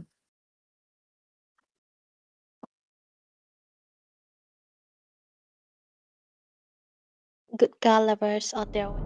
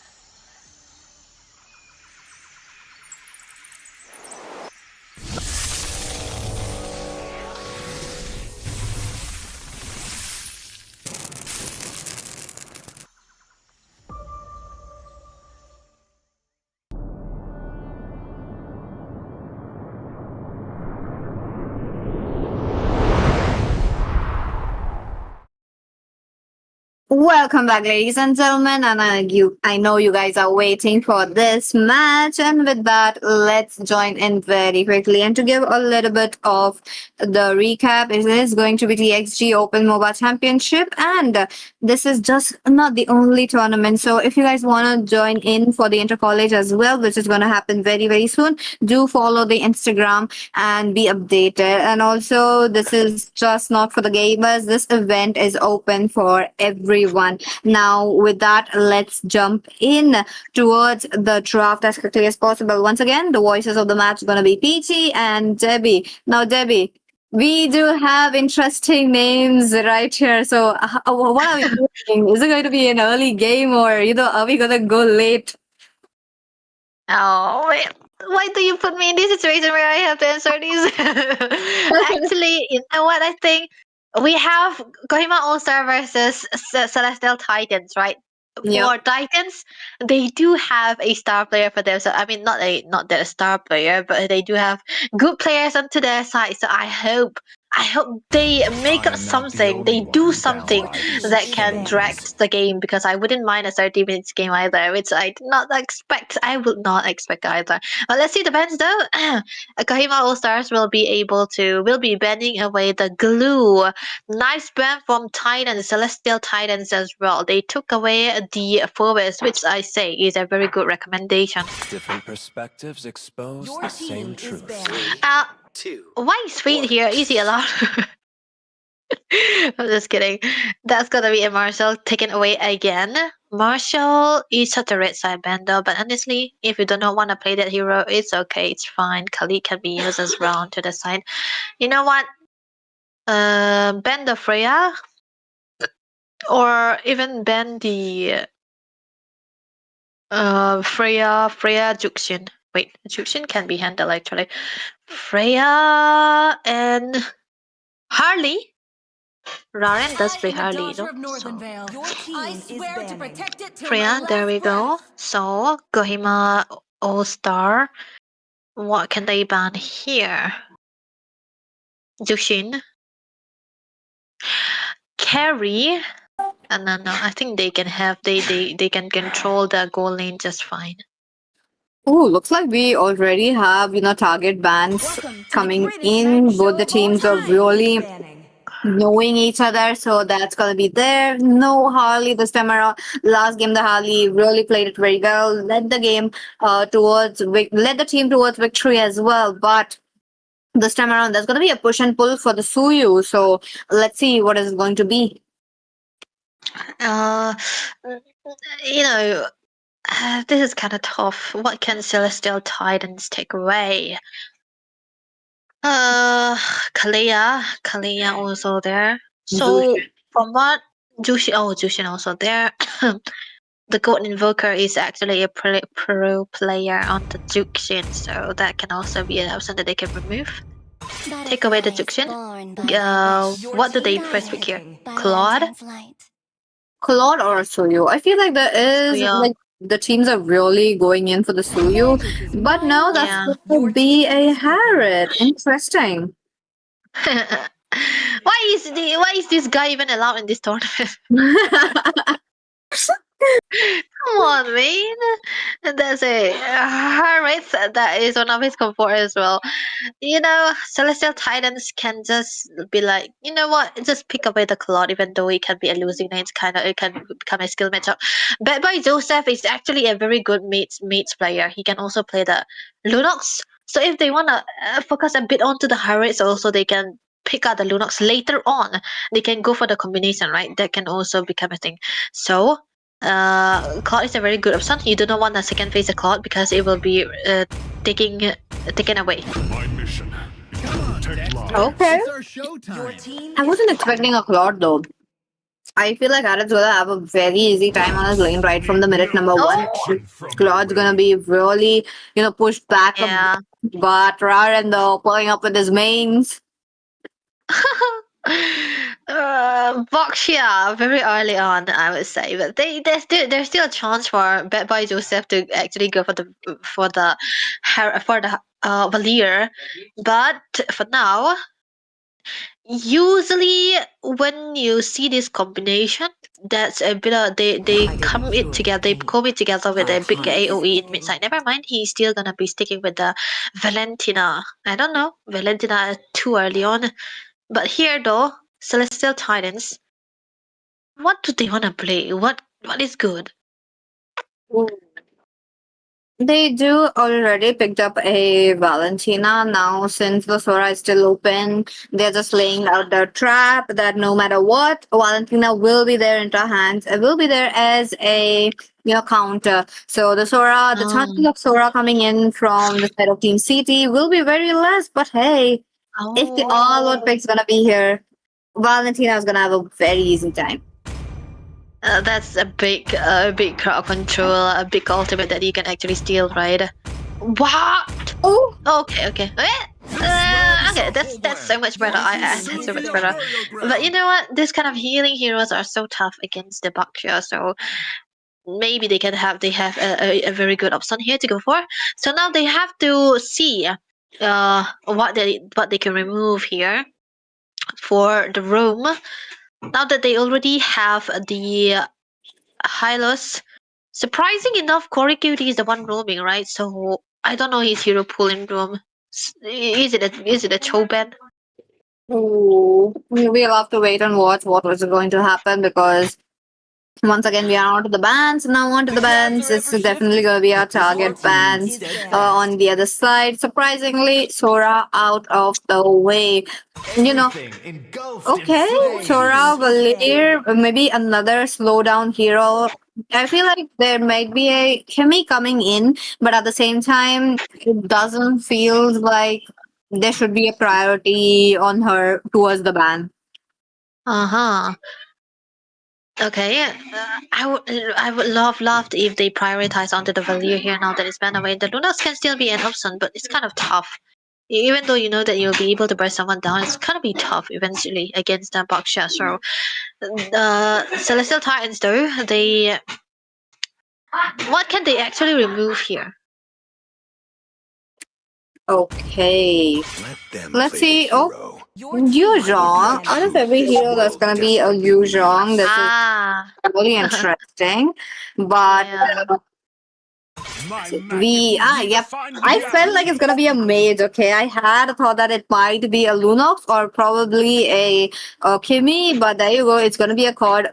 One of the heroes that has been rising very well. Sits right in any single team composition, but at the same time, it has very limited resources. That's like I completely forgotten about the existence of the god. The god was so good here. So now it's gonna be the deciding for Celestial Titans what they can go for here. A bit onto the jungle side as well. If you want to focus onto the Baksha, you usually want to pick away the true damage heroes, right? Like the X-Borg, even though it's completely out of meta. Oh, wait. If this is a Paquito, I'm gonna love it. Because they have utility jungle anyway, right? Yep, much needed. Much needed. Oh. Come on. I mean, Farsa's gonna Go for have it. a very hard time though. It's still Yeah. like 50-50. Paquito, bro. Paquito. Go for it. Paquito. Let's go. Paquito. Anything is fine. Paquito. Grog. Okay. Corey has been playing Grog for a long time. What? You wanna go for the CC? Man, you're gonna have some fun, man. Pick the Paquito. But on serious note though, actually the CC does really well against the Lapu Lapu, so that should be the thing that they are actually going for. So last pick. Fanny? No lockdown, right? My goodness. What are they cooking? I know they do have time. I know they can like think about it. They still have 20 seconds left for it. Hey, it's gonna be a Paquito. No, they need a jungler. Come on, don't play with us. No. Later. Let's hear those cheers. Okay, Fanny. There we go. That's gonna be the closing of the Celestial Titans lineup. Okay. Now I see something here with the Fanny. The Fanny will not be into the team fights, which will make it so much easier. And it's kind of a hero that you want to pick up when you see a Harriet most of the time. So early game momentum is what they need for the side of Celestial Titans, so they have to wait a little bit for that. Let's go. This is the draft, ladies and gentlemen. So, what do you guys think about it? And let us know in the comment section as well. Which team does have the highest chance to win with just the draft? Now, it's going to be an interesting match that's going to unfold right in front of us. So, cheer it very loudly. The lines up. I feel like I also like the lineup that Celestial Titans is bringing away. But then they need to have a very good combination with this. Lapu-Lapu engagement will come through with the follow-up of the Hylos as well. So this is very good. But early stage of the game, you have to be very mindful of what you are going against, because this is a boxer after all. The invades might come too. You are a Fanny again. So with the lack of crowd control for the Fanny, early game might eventually be better for Celestial Titans if they pull this off very, very good. Let's go. This is going to be the best of one series. So both the teams really have to give it all. Let's see what it's going to be. Looks like Kens will be on to the Fanny now. Fanny does have the chance to get invaded a lot. And on top of that, Raren is already moving towards the other side. Crazy. He got just the high loss. So he's just back like, you know what? Never mind. Never mind. That's a good vision. That's a good one coming through from the rejected one as well, trying to stop from any invasion coming through, which is what we already talked about, right? Invasion will be coming through from the Bucks here. But on to the other hand, I really like the fact that Kens is not really going for the early aggression just yet, because mid lane, that's a lot of damage already. This is a mid kind of rotation you want to go for into the jungle most of the time, so this is exactly what they are trying to pull off.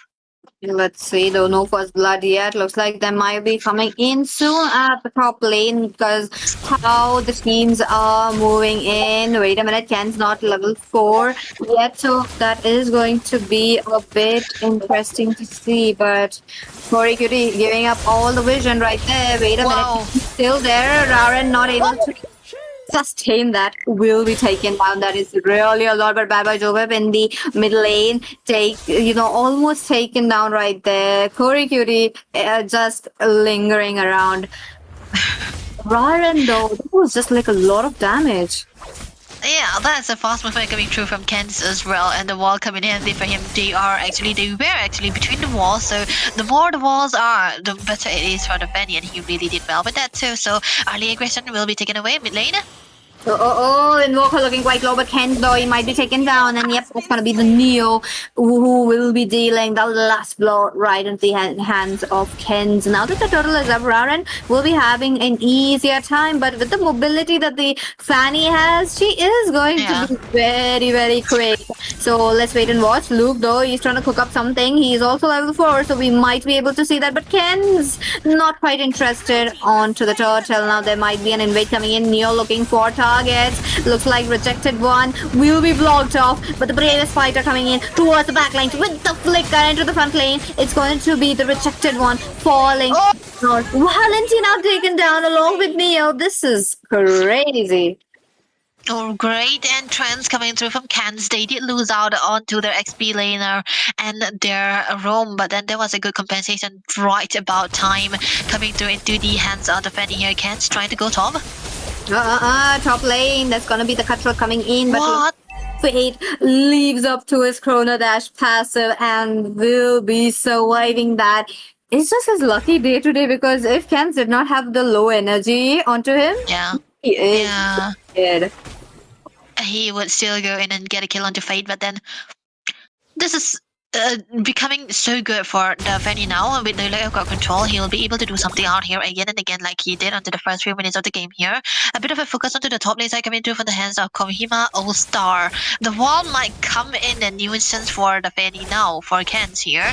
Bit of a vision here given away by Raren, reading out the rotation. Look at that.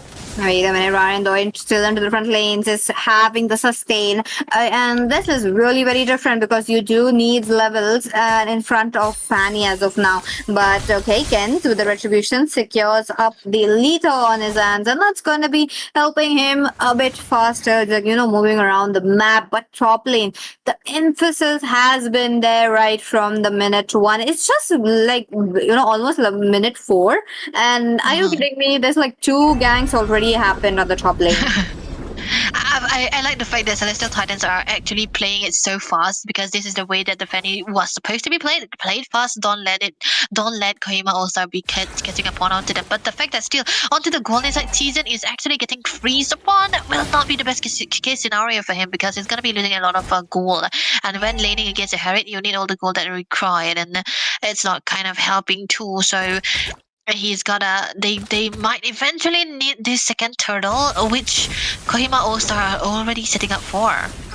Okay, Retribution. Looks like Ken's will be blocked off a bit. Retribution goes into the hands of Raren, the turtle. Ken's looking quite low, but Bad Boy's over. He's having the time of his life, and there you go. He will be escaping. Now, again, with the Farsa, I believe that's a very good choice because the range is what the Team Celestial needed, but they are lacking in damage.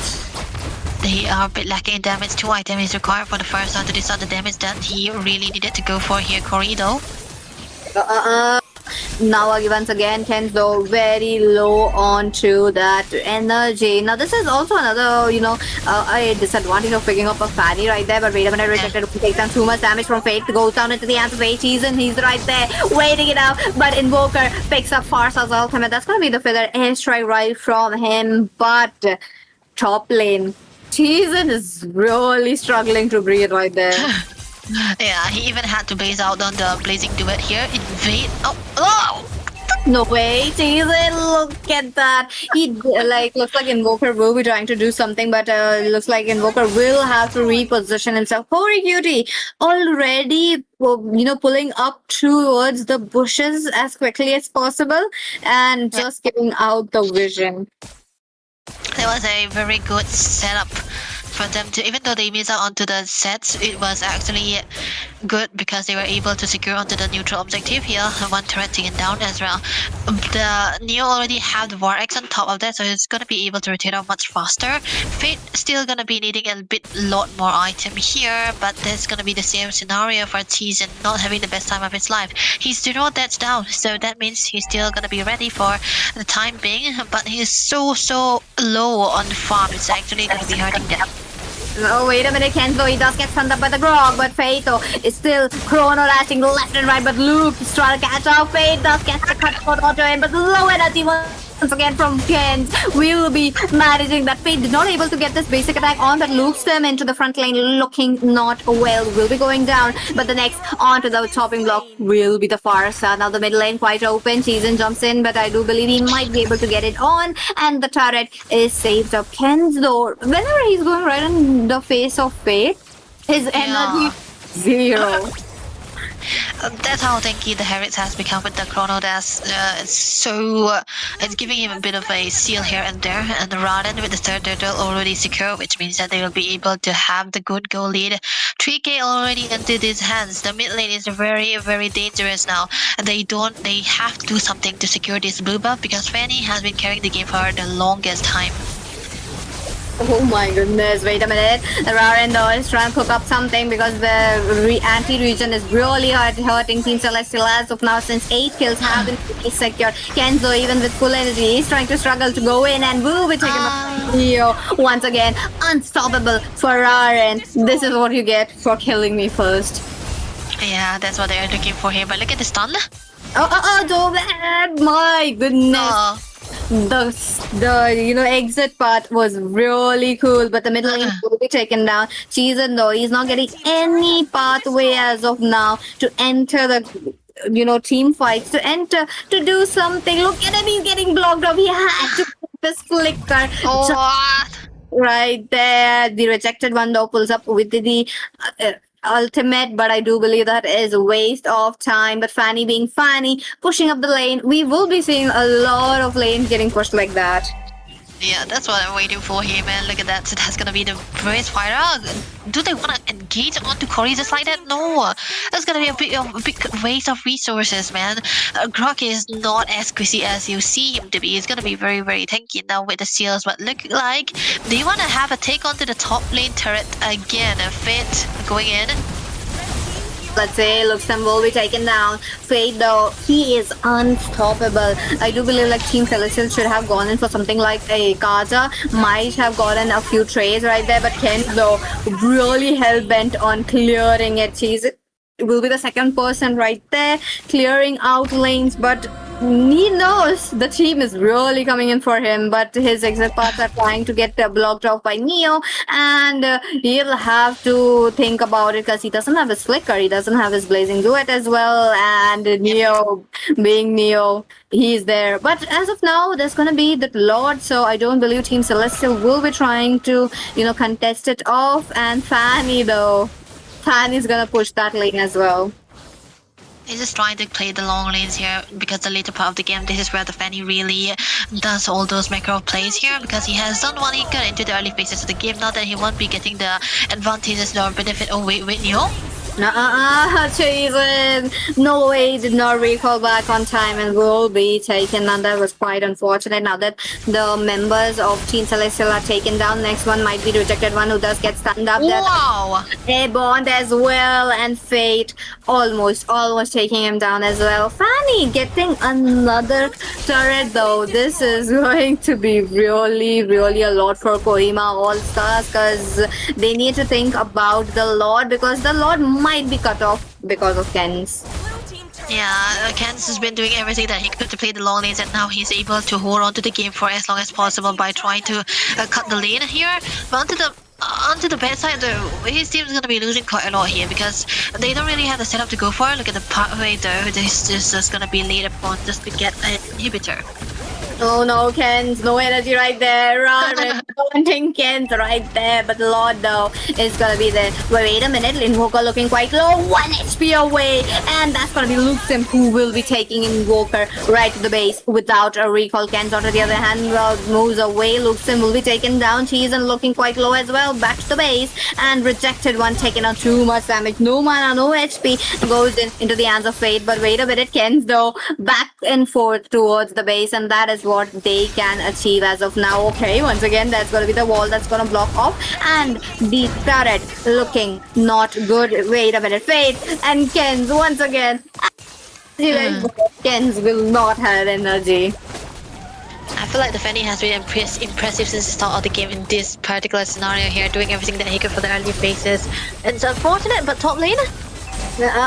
Top lane, Luxem will be forced to use up the bravest fighter, but onto the lane, look at that, Corey Cutie leaves away, Luxem flickering out of the way, making sure he is safe, not safe about Rar and the Fate as well, taking up too much damage, but hey, he doesn't have his mana as well, he will have to recall, but the damage has been done. Cheese taken down, and that's really good. Invoker as well as Fate all alone. Invoker tried to get the terrifying effect onto Ken's, and that would be not possible. Now that they do realize that they are all playing 5v5, Valentina goes in for the high loss ultimate. Yeah, that is a very good one there because high loss. The lowest pathway is amazing for zone, for engages, especially when you want those turrets too, and they are doing amazing. He's doing amazing with that too. Now with the stress of the game, they're gonna have to wait for the Lord to come through here. They're gonna be playing it slow for Kohima All-Star Team Celestial, so I don't know what they can do here because they already lose out to the inhibitor to the mid side, which is gonna be easier to defend than the side lanes. But then again, even the side lanes are very vulnerable. No one has died yet. Fate hasn't died yet even once onto the Harris, and that is definitely going to be a bad sign for the side of Team Celestials. And even given the fact that they're so tanky, even if the Fanny tries to go in, I don't know who he can kill at this point. He just have to be going in when their HPs are low. And how will their HPs be low when there's no engage that they have been winning? Oh my goodness. Team Celestial They just have like one chance right here. They have to cook it up anyhow, but they are letting Kohima all starts making this game one-sided, and Fate this time around is trying to cut the lane before Fanny could do anything because the turrets is much needed. And now that the Lord is coming in as well, the lane sync has been done. I do believe the top lane being taken out quite easily is just going to be a problem. Luxin trying to take down too much damage and trying to stop the Lord into the turret. The rejected one taken down as well. That's a mega kill. But wait a minute, Corey Cutie still delivering those wall scans. On the other hand, looking quite low. By Neo, and that's gonna be one cannon minion right from the top lane entering right there. Season as well as Bad Boy Joseph. What are they going to do? Joseph is trying to attack and take it down right on their base. This is really crazy, and Farsa unfortunately couldn't do anything, and the win goes into the hands of Kohima All Stars. Why do you even allow Fate to play his Herald, man? He just flicker into the base and kill two of them just like that. That's not really the best, man. This kind of hurts, man. Celestial, they tried their very best, especially for Ken's onto that Fanny. He tried his very best, but they cannot really do it. But the sets coming through from Corey, those were amazing. And the wall was plenty annoying for the Fanny especially. And you cannot really go for the straight caboose when there's a wall always going to be stopping you. And most of the time when you see the engage upon Fate, right, they always, for Fanny, he always goes in onto the Harriers, but he wasn't able to get a kill onto him because it's like Fate have plot armor for that. He always survive for a bit over two because of the seal that he have, and then the team comes in and they just obliterated everything that they were building for. Unfortunate for the side of Celestial Titans, they were having their good picks into their hands, but they weren't able to make it work. That's true though. And on top of that, Neo did get quite a few kills under the early game, and towards the mid, he was the one controlling the map with that. Luxton really tried his best, trying to make sure to go towards the backline, especially towards Invoker, but all the attempts will be futile. Well played, Celestial Titans, but looks like only one team can move ahead, and that's going to be the quarter finale. We got our teams for the quarter finale, and I hope you guys are really ready for that. But with that, this is going to be the last match of the day. I hope you guys have your dinner and everything possible. And with that, Debbie, let's take a break for the day and come tomorrow. Yep. Good night, guys.